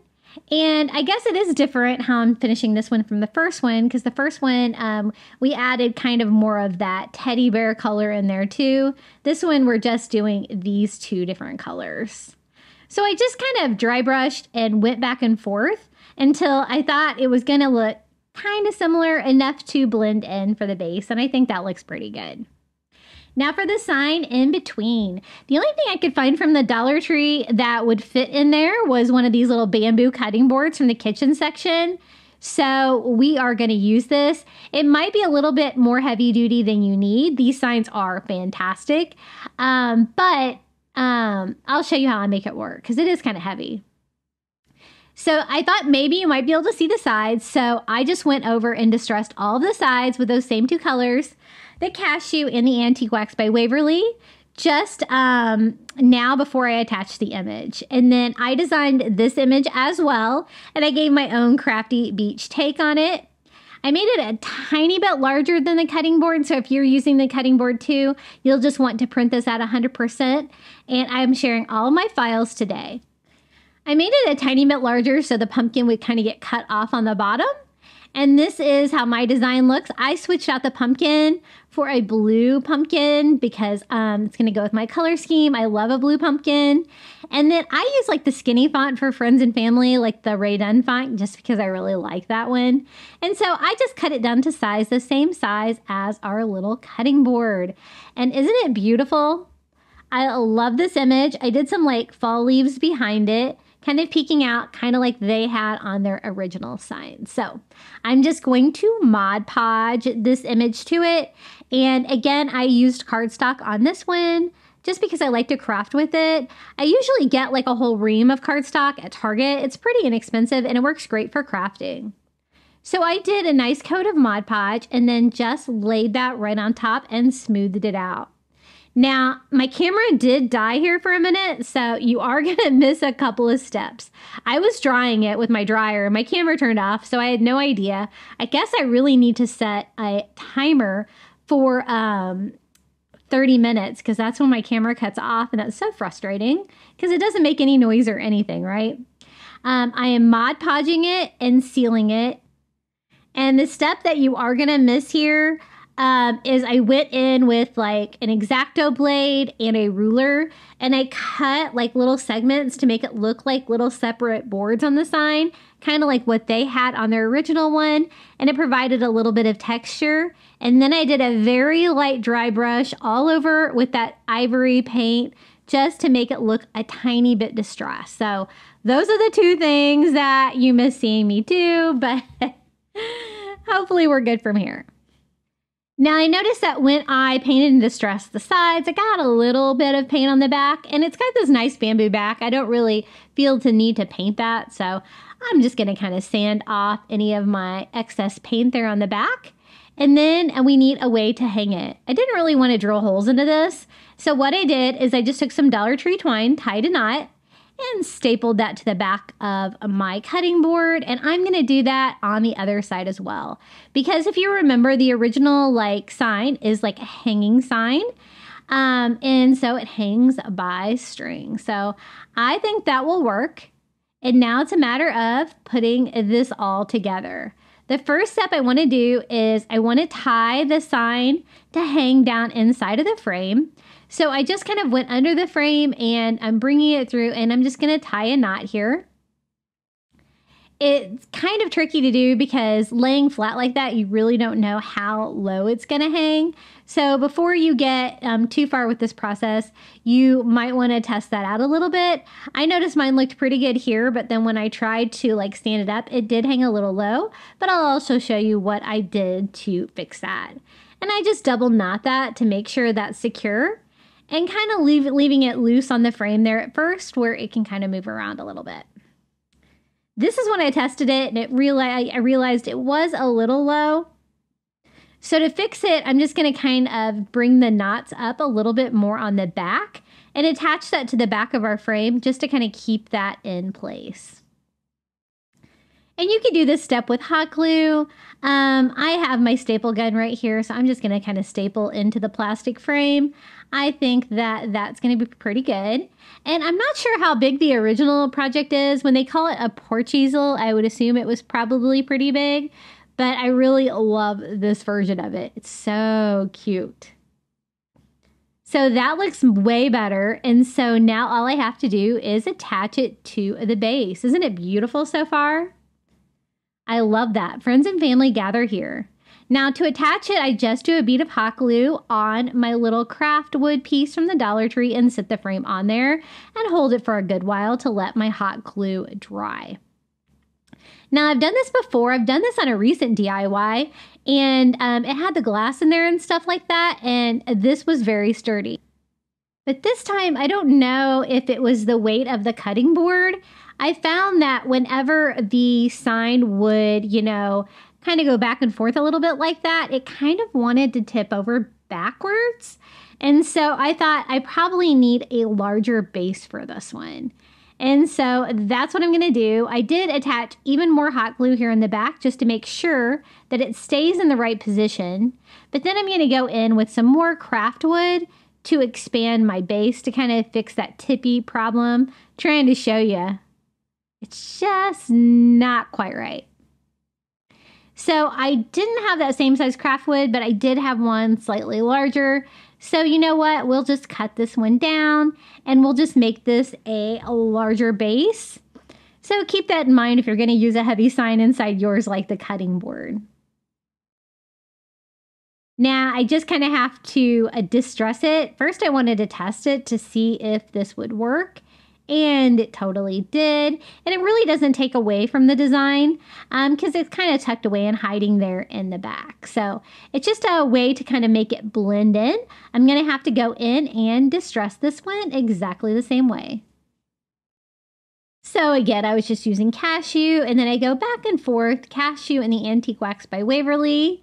Luckily, I spilt that all over like a kind of a cleanish surface where I was able to save all that Antique Wax by Waverly because, oh my goodness, I sure spilt a lot of it. Now, this video is going up on a Sunday. My husband and I are planning to go surprise my son at college. He starts college on Monday. He's been there settling in as a freshman, and I can tell he's super, super homesick. So I thought we would bring him a few items that he was missing and, just check in with him and see how he's doing. So exciting and so sad all at the same time. Being an empty nester, it's very quiet around here. Now, once I got it all distressed, I am just going to hot glue this base to the base we had before, just pinching them together. And that really did solve the problem of the tipping issue on this. And I really think I needed like just a larger base there in the back. So easy peasy, problem solved. And I think this was definitely my favorite DIY today. I think it just turned out gorgeous. I love like the slatted wood look by using the cutting blade to cut down through there. And I really like the image on there as well. So this is how it turned out. I'm kind of showing you it from a little bit of an angle to kind of give you a better idea of how the sign is hanging inside the frame. But isn't it so pretty? I really love how this DIY turned out. So let me show you what we were duping from Kirkland's, $54.99, a porch easel. And here is my Dollar Tree Crafty Beach version. I think it's so pretty. I love that one. Okay, next Kirkland's dupe. I wanted to do a porch board, and I thought this one was really kind of interesting. It's regularly $69.99 though on their website, even on sale. Crazy expensive. But I found a porch sitter sign at Target for only $5. It's wood, it's super thick, and it's got a blank back. It does say welcome on it, which is what we're going to do with this sign. But you know what? I actually decided to DIY on the back because I kind of want the welcome to be on top of the pumpkins like they were in the inspiration piece. Now, even though this is like a porch board, it does have a hanger on it, which I'll replace when I'm done with this, but I'm probably not going to use it. I'll probably just sit it on the table like next to my front door for fall. And I got this at Target Dollar Spot maybe a couple of months ago. I've been waiting for a perfect opportunity to use it, but you know, you can always use a shelf, or you know, you could probably find something at the thrift store pretty cheap or at the hardware store. Hardware store questionable though, because you know, wood can be really expensive, but you could also piece together some of the thicker Dollar Tree signs too if you kind of wanted to recreate this and couldn't find a big board.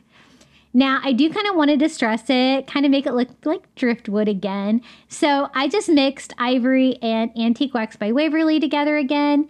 And I'm going to distress this whole sign. So it's a really large sign. I can kind of only show you like maybe a third of it at a time.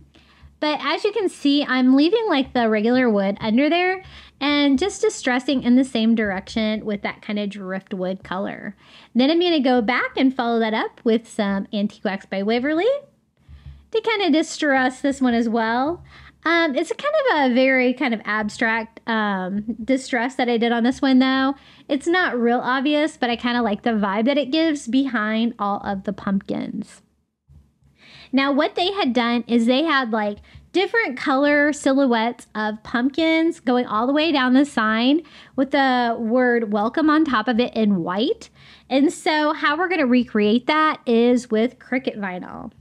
I went through my like Cricut vinyl stash and I got some of those like multi-color, you know, the 12 by 12 sheets on Amazon. I think I still have those in my Amazon shop. I probably need to replenish. And picked out some colors that I thought would go good with my decor. So I picked out like blues and oranges, which is not necessarily what they did on theirs. I think theirs was a little bit more subtle, maybe oranges and yellows. And then I designed 2 images, and I will share the SVG file if you want to cut this out on your cutting machine. And I made, one kind of had a larger stem and one didn't, but they're very similar to the ones that were on the Kirkland sign. So I cut out one orange, one kind of this pretty turquoise color of the kind of shorter pumpkin. And then I did the taller pumpkin in this like lighter color of orange. It's almost like a yellowish orange, but I did it for a little bit of variety. And then I'm just weeding them out. As you can see, I made my design pretty simple, so it would be pretty easy to weed. And this one I had a little bit of Cricut vinyl left over from something as well. And it's very similar to that first one we did, but I think they're going to look really good together. So 4 pumpkins is what I used to decorate the large sign. And we're going to use my favorite transfer paper, which is the paper transfer paper that I get on Amazon. Absolutely love it. And start attaching these. Now on their design, they kind of had the pumpkins being cut off on the side and kind of falling all over. So that's what we're going to do with mine. I line it up intentionally so it will kind of go off the edge. And then I just cut it, leaving the vinyl attached to the paper because then I can go back and use my scraps to fill in the rest of the board. So just making sure that's done good and flat, we're going to remove our transfer paper and then make sure that's all secure. I will seal the vinyl down because I am going to be putting this outside. I want it to stay put and I don't want the vinyl coming off. And then I'm just going to keep doing the same thing, working my way down. I thought we could like alternate like blue, orange going down. This one, it's kind of hard to see, but I kind of went off on the side on this one as well. This was a little bit of the shorter, wider pumpkin. And I don't know if it was because I had just painted that surface, but my vinyl was not super wanting to stick to that, but I was able to smooth it out. And again, I am going to be able to secure it with some Mod Podge, so hopefully that will help it stay down. And this is my second blue pumpkin. I found that this project was a little bit time consuming, probably from designing the project and then waiting for my Cricut machine to cut everything out because we're going to cut all of the letters out of my Cricut machine too. And so time consuming, but it was still kind of easy, I think. Just a lot of vinyl work, but everything was kind of large. So that kind of makes things easier too. So purposely cut that section off. And the reason I did that to save the scraps is because they kind of had some just edges of pumpkin on theirs too. Kind of like a background image with pumpkins all over. This was my other color of orange, which was a lot lighter. And that's going to be our fourth and final pumpkin for the side. We're going to kind of make this one go off the side right over here. And I need like a second like camera setup maybe for when I'm doing big projects like this because I hate not being able to show you the whole thing, but in the end you'll be able to see the whole thing. Now this is the time for the scrap. So I have like these little scrap pieces that I can kind of put where they would be cut off, right? Along the edges, just kind of trimming those down to size. And then I'll also do like a pumpkin kind of going off the board over here. And maybe one more down here. And I had a fourth piece, but I don't think I really need it. Just trimming those up, and now we can make sure this is good and secure with a coat of Mod Podge all over. Whenever I do vinyl on a project like this that I do want to leave up all the time, like a wood sign like this, I do like to seal it with Mod Podge, and I'm just using matte Mod Podge. Just going over the top of those. That vinyl that, I don't remember the brand on that vinyl, but I have had it for a while. That might be one issue. I didn't want to be super sticky either. Now for the words, I used the matte vinyl that I get on Amazon. I love this, matte white. And I did a very blocky, huge letter, kind of like they did. And I have the Cricut file for this. I will share it, but you might have to have a Cricut Design Space membership.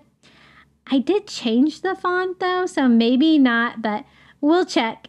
If not, I'll try to convert it into an SVG if I need to. And it's just a matter of weeding all of the letters.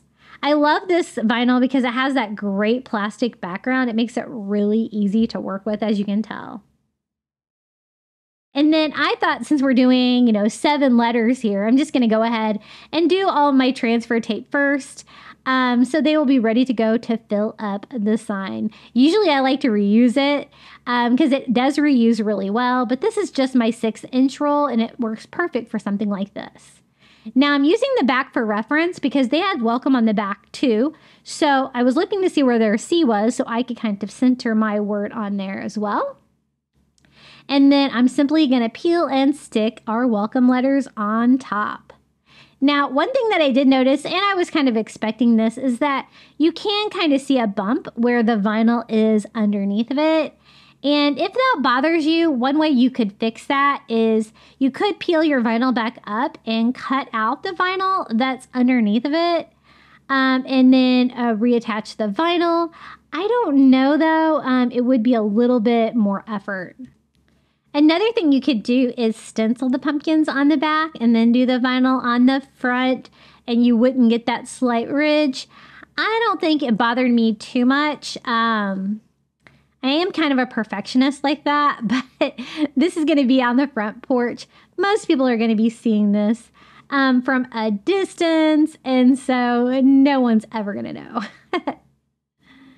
And so I got all of my letters attached. I'm just going to use some twine to reattach a hanger here, knotting it in the front, kind of like they did before, just because I didn't really want to leave the holes open like that, but I probably won't be hanging this. It is a big sign that I kind of want to use as a porch sitter and let it lean down. And then I'm also going to seal all of my white vinyl that we added to the top.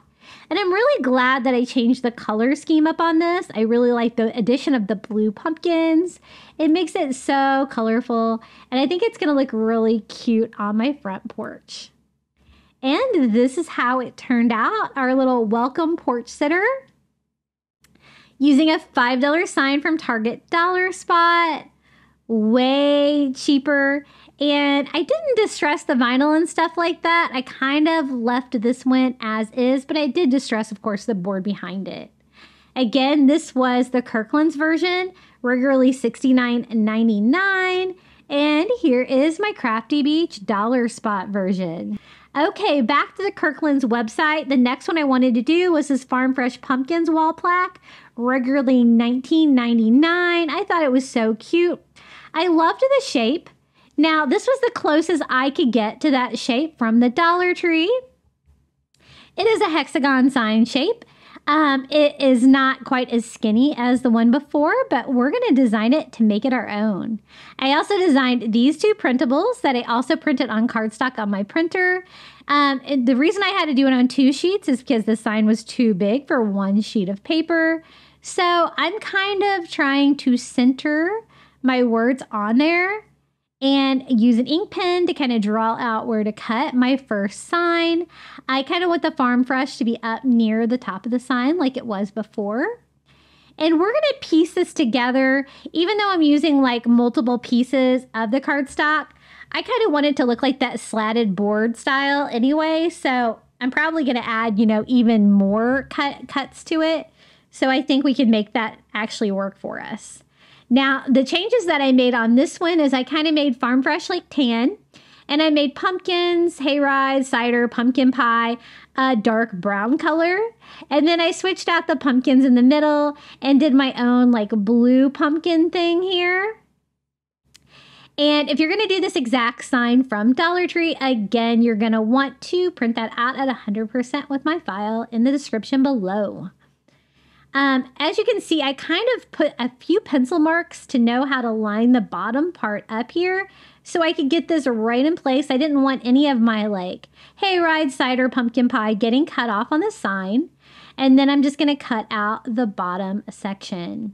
Some of you guys have commented like, where are the files? Where are the files? They're always in the description below my video. And if you don't know how to open the description, just look around. I know like on the computer, I think it's see more that you click to open that up. I'm not sure what it is on the phone. It's something similar. Maybe you have to touch the first line of my description to get the description to open up. But I promise all the links are there. You just have to look in the description. Now I'm going to do the top part of my sign first by putting a nice like medium coat of Mod Podge all over, and then sticking the Farm Fresh on there with the pumpkins, trying to line up all of my corners the best that I can to cover the entire sign.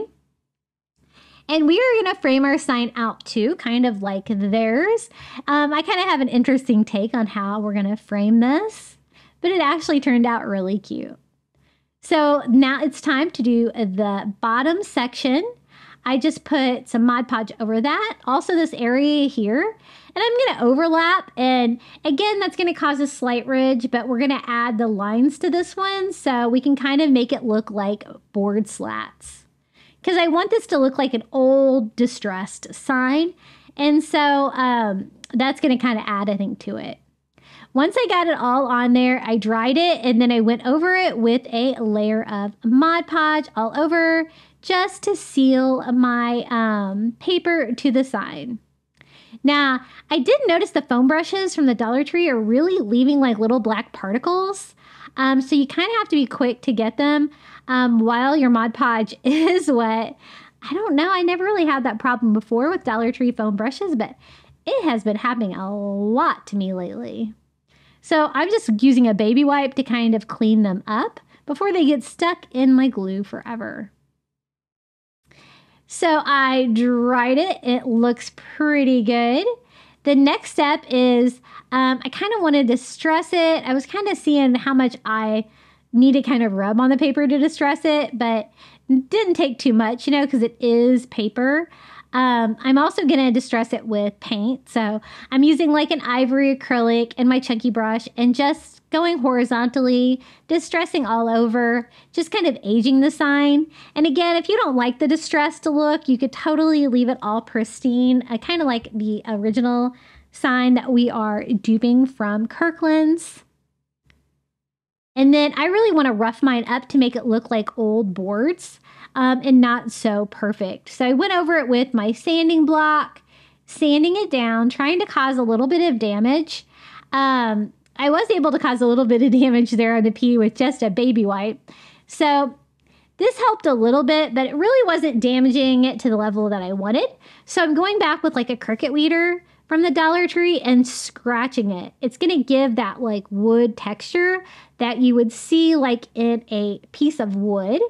And that worked really well. And then I went back and sanded some more, tearing off a little bit of the paper here and there to really make it look weathered. And I just kind of go back and forth with the weeder and sanding until I get like the perfect level of distress that I like. And then I'm going to distress it one more time with ivory. Because again, I want it to look kind of old, kind of weathered, very coastal farmhouse. You can always distress more, and if you distress too much, you know, no big deal. As long as you get it while it's still wet, you can just totally wipe it right back off. So I gave it a good dry, and then I'm going to use my ruler and a cutting blade, and we're going to cut the wood boards into this one too. So I'm cutting right here on the overlap. That way it's going to kind of make that ridge look intentional. And then I'm going to add another board up here, just trying to make sure that it's even. And then we have kind of the existing line here between the two sheets of paper. Might as well cut it there as well. Just a small detail that you can use to make a Dollar Tree sign look way more high-end. Now, I told you that my frame was going to be interesting. I'm actually going to use chopsticks. Now, I have a whole bunch of chopsticks available because I got them on clearance at Target. But I think they might sell them at Dollar Tree too, but you could totally use dowels. I thought chopsticks would be cute because they're a little bit flatter. They're not super round. And so we're going to use one of those for each side of the frame. And then I'm just going to go ahead and tie some twine back on for a hanger before I get too far on the frame. And maybe I couldn't get there anymore. Now, the math on this like scared me. I have some of these like miter scissors that I got on Amazon. And I love them. And they work great for cutting dowels or something like these chopsticks. But since this wasn't as square, right, I don't need like a 45-degree angle. I needed like I kind of measured the angle and it looked like 60 degrees was what I needed on this one.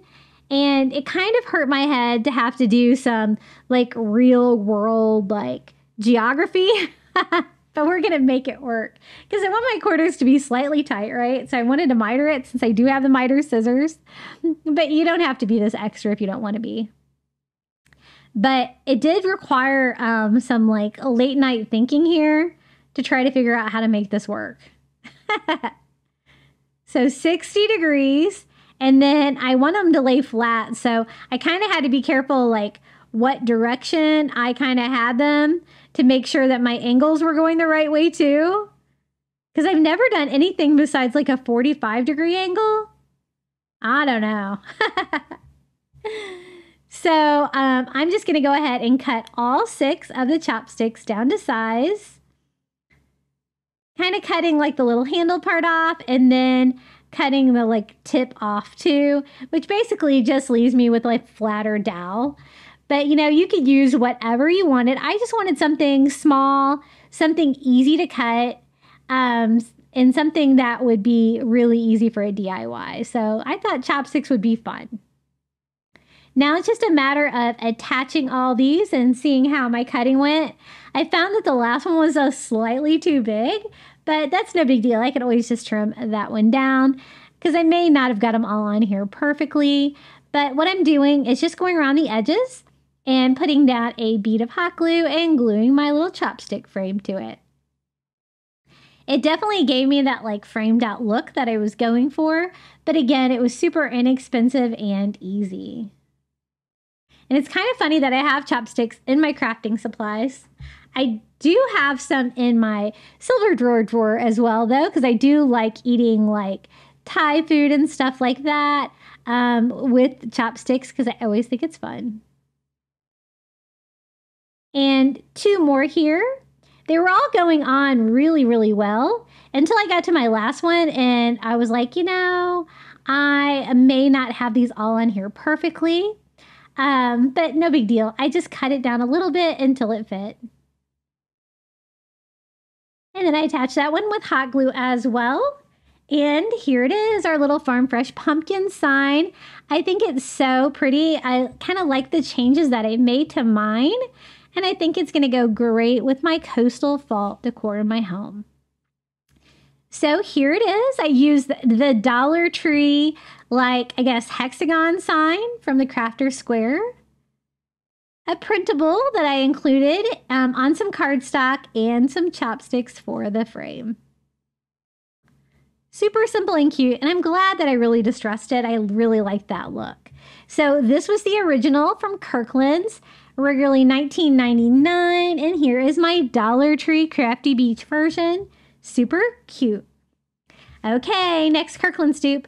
They have this little tabletop pumpkin truck for $59.99 at Kirkland's on their website. And I thought, you know, Dollar Tree has pumpkin trucks. We can totally recreate that. Now, I want mine to be chunky like theirs, right? And so I'm going to use 2 of the signs put together to make it chunkier. Now, they do kind of have the bumpers and this part of the truck here and like the little hubcaps that bump out. And instead of trying to remove them, I'm going to kind of use those just to attach the hot glue to put the 2 together. Made it nice and chunky. The only issue with that, without taking those parts off first, is that you kind of have that void in between the 2 signs. But I'll show you what I do to go in and fill it.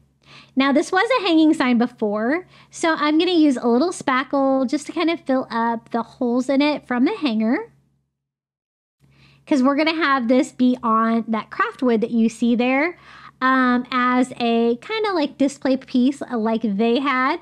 And I'm going to give my own little crafty beach spin on this as well.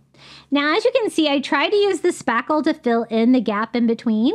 And I've had luck with that before, but I found that the gap was a little too large. It was really going to take a lot of time and a lot of spackle. So I decided to try the masking tape technique. And my only advice on this is cut down like thinner pieces of masking tape before you get started, because I do switch over to that while I'm going all the way around the truck. And it was way easier when it was already a little bit skinnier. What I'm doing is just kind of lining it up, filling that void, and then cutting off the excess tape. Now, cutting off the excess tape was kind of the hard part there, but it does fill in the void. I wanted to make sure it went flush with the front, so it didn't really overlap at all in the front. So that's where I'm kind of lining it up and then going back and removing the excess tape on the back. Now, it's going to be like a display standing sign, so I don't really want tape on the back either. So I did have to kind of clean it up the best that I could, but that's one reason why. If you cut your strips of masking tape skinnier, it's going to be in your advantage. But I didn't figure that out until I was almost all the way done here. I was trying to make it work. Going around the pumpkins and stuff a little bit tricky. And they have kind of a little bit chunkier truck sign from Dollar Tree Crafter Square, but I couldn't find any pumpkins from the Dollar Tree that were wooden that were small enough to fit in the back. So that's why I decided to use this one. It's not that much chunkier though, it's a little bit. This is after I got smart and started cutting down strips of the masking tape that were skinnier. And they would fit way nicer. And see how much easier that is? And I'm just going all the way around to the bottom of the truck because I really want all of the gaps cleaned up. Now, there are still kind of gaps in between like the car windows or the truck windows, but I don't think it's that big of a deal. I did use my sanding block to try to remove any of the excess tape on the back that I didn't really get cleaned up, just to give it a cleaner appearance. And I do plan to paint the back of it as well. Since it's going to be on display, I really kind of want it to look like a finished piece. I thought this DIY was going to be super easy to do, but it ended up being a little bit time consuming. Lots of steps, like painting. So we're going to start with blue. I want my truck to be blue, mainly because all of my cabinets in my house are kind of like ivory. So white on ivory is really just not really going to pop at all. But you guys know this is my signature color, Cloudless by Apple Barrel from Walmart. And a funny story about this color, I had somebody yelling at me in my comments the other day about using this color all the time. And they were very mad at me for using this color all the time. And you know what? This is my favorite color. And if I want to use this color in every video that I ever make, I'm going to use this color. So you know what? Your comment probably made me use this color even more. So that's what you get. So I'm just painting everything. So I painted the back, I'm painting the front, I'm even going to paint the pumpkins. I'm just going to go over everything with the cloudless color first. And then I can go back and paint the sections as needed to kind of make it look a little bit more like my inspiration piece. But I love a little blue truck. I've done lots of DIYs with little blue trucks. So this one is another cute one.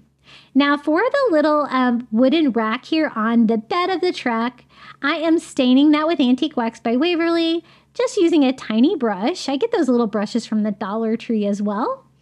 And so I don't get too much off the beaten path. It was kind of hard not to get it like on that little section right here, but no big deal. I can kind of go back and paint that with my favorite color of blue. I'm glad you noticed.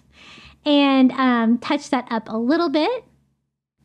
And then I'm going to use the Antique Wax by Waverly to also do my tires. I kind of went back and forth on that one, but I didn't really want black. And then there's also a little section here that kind of needs to be stained too underneath the pumpkins because it's kind of a straight line. It's not quite put together like perfectly. Like these tires here don't go all the way up because they would only go to about here. So I'm just going to sketch that out first with my white paint pen. And I want to do kind of like a ivory hubcap with like a Antique Wax by Waverly like stained tire. The original inspiration piece from Kirkland's had black tires, and you could totally do that. I just didn't really want any black in my project. So, and I already have like the stained wood on there. So what I'm doing is just painting the tire and the hubcap ivory, and then I can go back and use the Antique Wax by Waverly on the ivory tires. But I just kind of wanted to kind of block out there where exactly I thought they would be. And then I'm also going to want to paint like the bottom too, because it's kind of, you know, a big chunky truck now. And that's when I go back in with my tiny brush, Antique Wax by Waverly, and just go around my little hubcaps, trying not to get any on there. And it does give you the darker color like a tire would be, but I don't think it takes away too much by adding like that black that I really didn't want. So that looks pretty good. Now we can move on to the pumpkins. Their pumpkins were like kind of an, regular pumpkin orange color. I think they might have had like a little variety with a like, you know, like a more of reddish orange too. But you know what? We're just going to paint our pumpkins this orange color. I did notice my spackle was not holding too well on that pumpkin, so I'm just going to touch that one up as well. And then I just went over the other pumpkin too. And you know what? I'm going to do the edges of it as well, kind of like we did with the tires. I think that makes it look pretty good, but again, I'm trying to avoid the back. I'm just going to leave the back all one solid color of blue. But I did get a little bit on there with my orange paint, so I'm just going to touch that up a little bit. And now it's time to decorate our little truck door. They had like a Farm Fresh pumpkin patch sign or something like that on there, so we're going to try to do something similar. Originally, I was going to use a sticker on this, and I ended up actually not using that, but I went ahead and put it there anyway. And I am using my white paint pen to sketch out pumpkin. I'm kind of trying to do the same design that we did on the truck full of pumpkins printable that I did earlier. It said pumpkin patch just like this with like a pumpkin in between. I thought about cutting it out with my Cricut vinyl, but you know what? I thought it might be easier to actually use a paint pen and marker on this than to do the weeding and stuff on a small project like that. And I decided that pumpkin really wasn't going to stay on there too well. And a pumpkin is super easy to draw. So I just drew one on with that same white paint pen. And I noticed you really couldn't read it. It really faded in with the truck. So I'm going back over it with an orange Sharpie just to give it way more color and make you be able to read it on the side of our little truck door. And I like using Sharpies for small lettering like this because you don't really get the bleeding and stuff like that. And then I kind of sand it to make it look a little bit more weathered because it was kind of bright.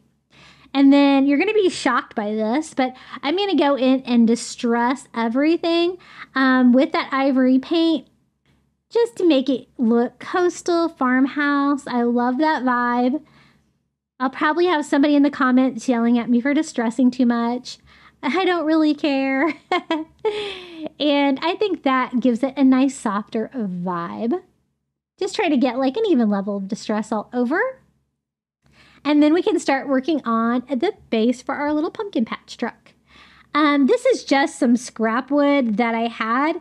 It's kind of banged up. There's like even actually like holes and stuff in it. But you know what? It's going to add character to it, right? It's pretty equivalent to the craft wood from the Dollar Tree. And so I'm going to just paint it that same cashew, distressing it with Antique Wax by Waverly, like we did with a lot of the DIYs today, to give me that fun like driftwood appearance for my Crafty Beach version of this little pumpkin truck. And now these signs are pretty lightweight, so I think this is going to work a lot better. Using this as a display, I can glue the tire straight down. So I do a little puddle of hot glue underneath each tire. And you really do have to hold the hot glue for a while when you're going to count on this to hold it up. I'm going to flip it around, do a little extra hot glue on the back until it is strong enough to stand up on its own. And here it is, our little pumpkin patch truck. I think it's super cute. I was trying to make sure this is not going to be one of those signs that wants to tip over on me, is it? And then just to reinforce it a little bit more, I did add a little bit more hot glue. But it seems to be pretty strong. And I really like the chunkiness of the truck. It makes it look way more high end. And it was just a couple of items from the Dollar Tree put together to create that. And this is it, our little pumpkin patch truck. I think it's really pretty. And I really like the fact that I chose blue for the truck. It's really going to pop against my furniture for fall a little bit better. So again, here was our inspiration piece, $59.99. And here was our Dollar Tree Crafty Beach version, way more colorful. Okay, next DIY, we're going to do this round Hello Fall rope hanging wall plaque. That's regularly $29.99 on Kirkland's website. And we're going to recreate it with items from the Dollar Tree. So I'm going to use this sign from the Dollar Tree. I thought it was kind of similar because it has a circular frame that is a different like level than the other sign. So I thought we could make this work. Now theirs kind of had like a wood frame with a white center. So this kind of had an ivory frame. So to give it that kind of wood-ish look, I'm just going to distress all over with Antique Wax by Waverly. And, you know, kind of give it that wood grain and make that part look like wood. And then I'm going to switch out my hanger to make it look more like theirs. So I just removed the wood bead hanger on the back, and we'll replace that later. Now for the image in the center, I designed this. I printed all the way to the edges. My printer doesn't go all the way to the edges because the inside of this sign is exactly 8.5 inches, which is the width of a piece of paper. And I wanted this to be wide. I kind of wanted to show you an option you could do here if you don't own a Cricut.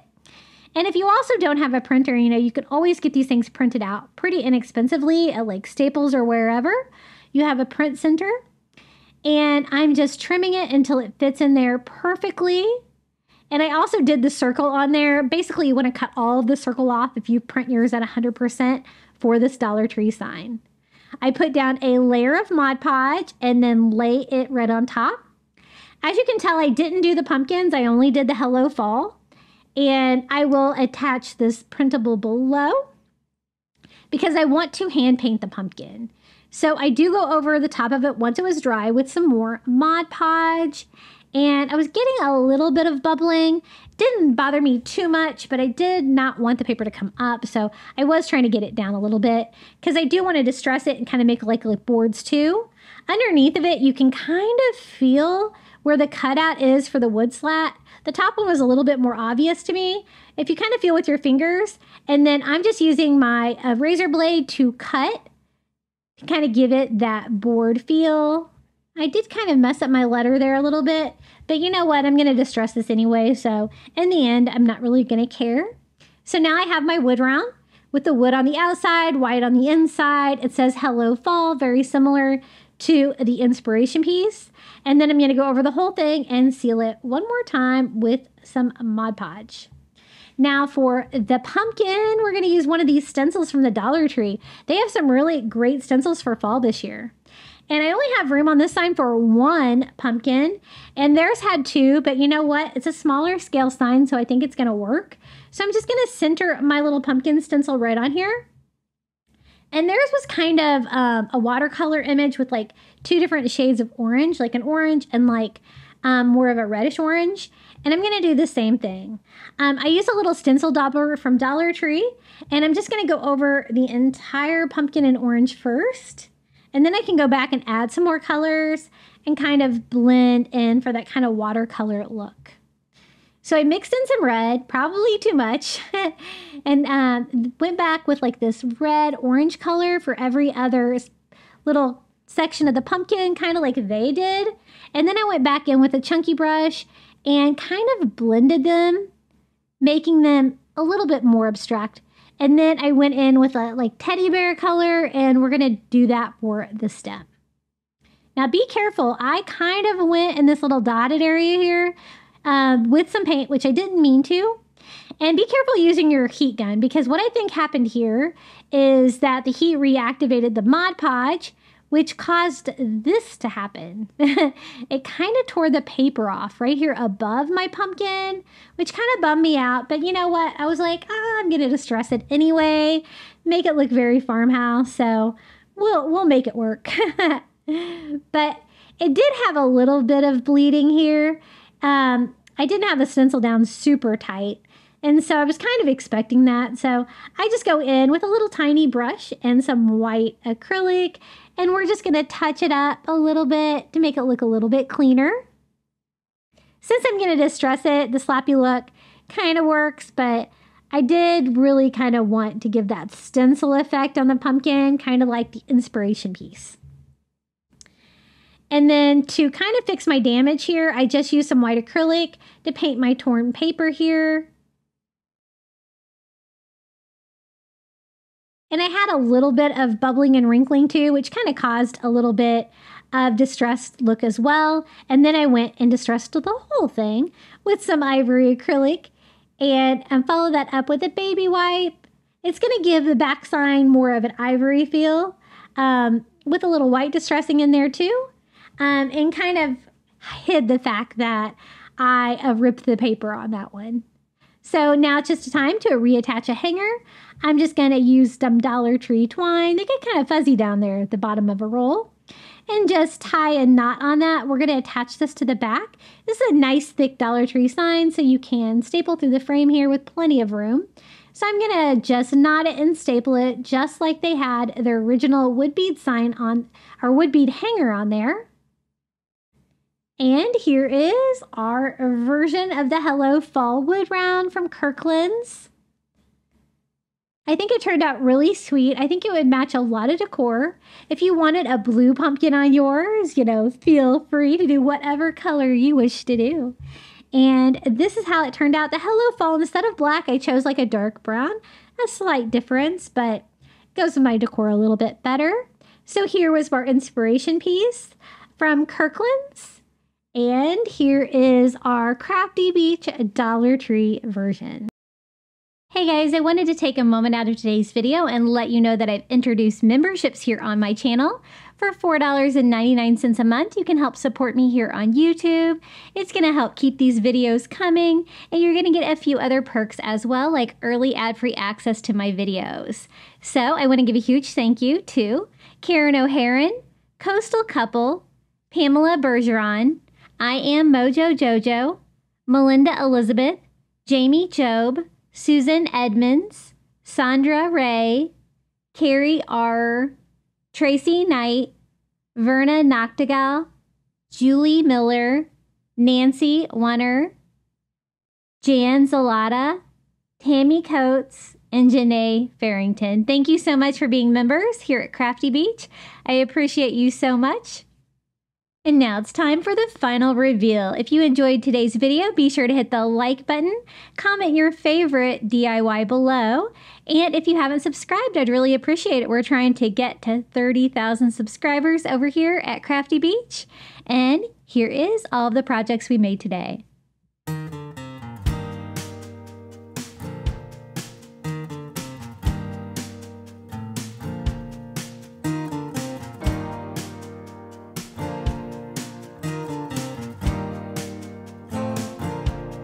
Open up the window,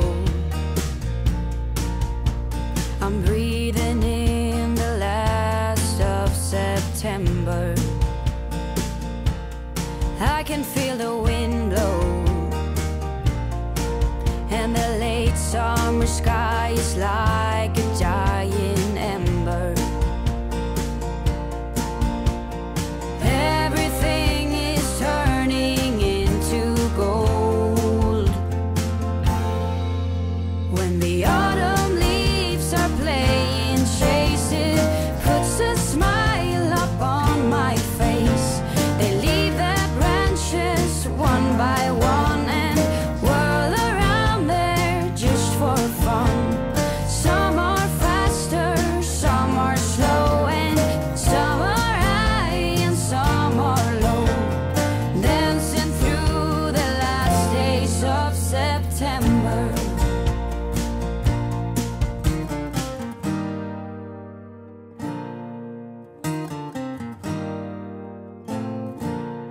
Since I was a little child, every year for as long as I remember, all the leaves were running wild, going all the way until November. Turn the world around us into gold. When the autumn leaves are playing chase, it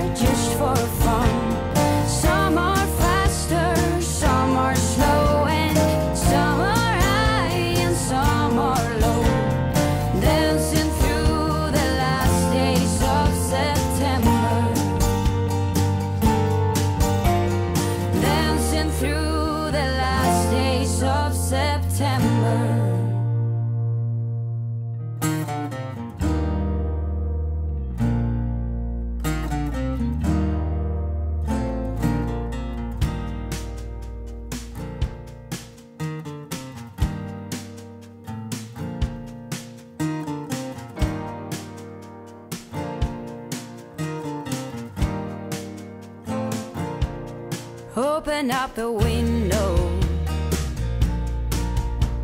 I'm breathing in the last of September. I can feel the wind blow, and the late summer sky is like a giant ember. Everything is turning into gold. When the autumn leaves are playing chase it, puts a smile up on my face. They leave their branches one by one and whirl around there just for fun. Some are faster, some are slow, and some are high and some are low, dancing through the last days of September.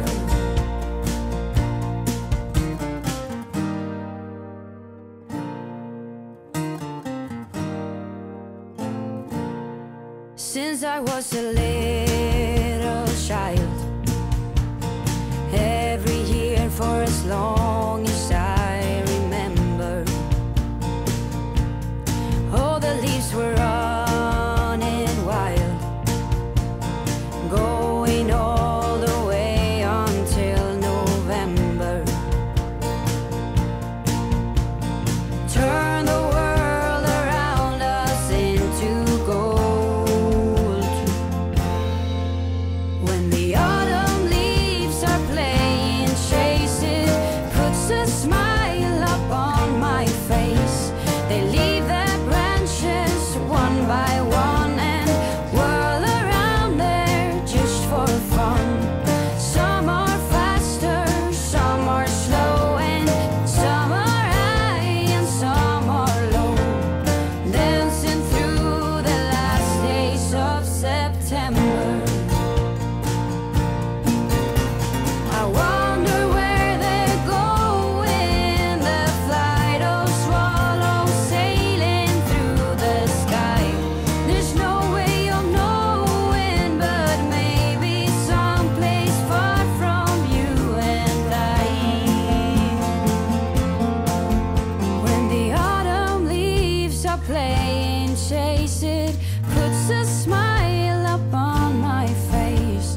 They leave their branches one by one and whirl around there just for fun.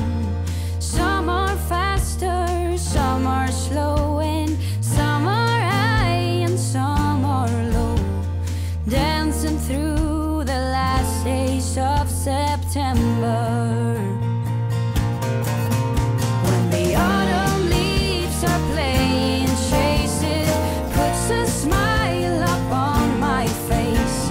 They leave their branches one by one and whirl around there just for fun. Some are faster, some are slow, and some are high and some are low, dancing through the last days of September. Dancing through the last days of September.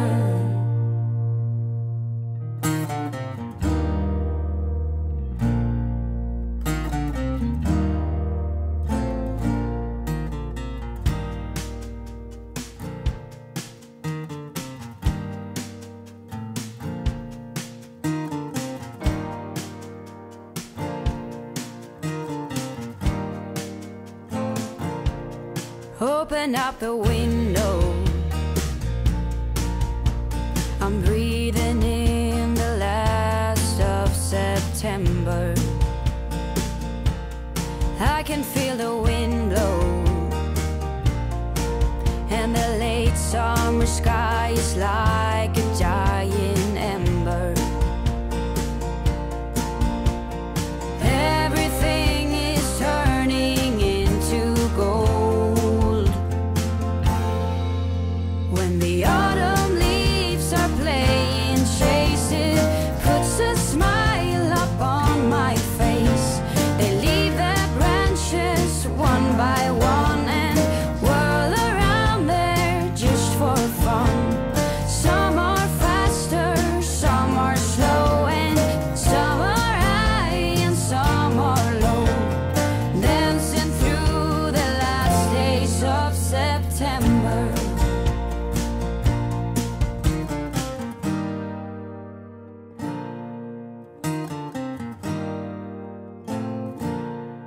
since I was a little child.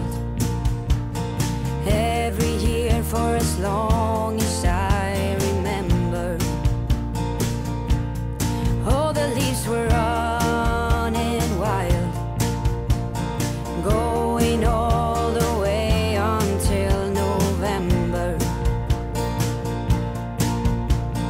Turn the world around us into gold. When the autumn leaves are playing chase it, puts a smile up on my face. They leave their branches one by one and whirl around there just for fun. Some are faster, some are slow, and some are high and some are low, dancing through the last days of September. I wonder where they're going, the flight of swallows sailing through the sky. There's no way of knowing, but maybe someplace far from you and I. When the autumn leaves are playing chase it, puts a smile up on my face. They leave their branches one by one and whirl around there just for fun. Some are faster, some are slow, and some are high and some are low, dancing through the last days of September.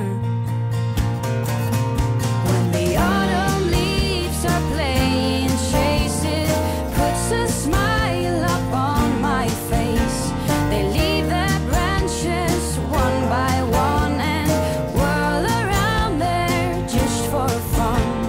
Some are faster, some are slow, and some are high and some are low, dancing through the last days of September. Dancing through the last days of September.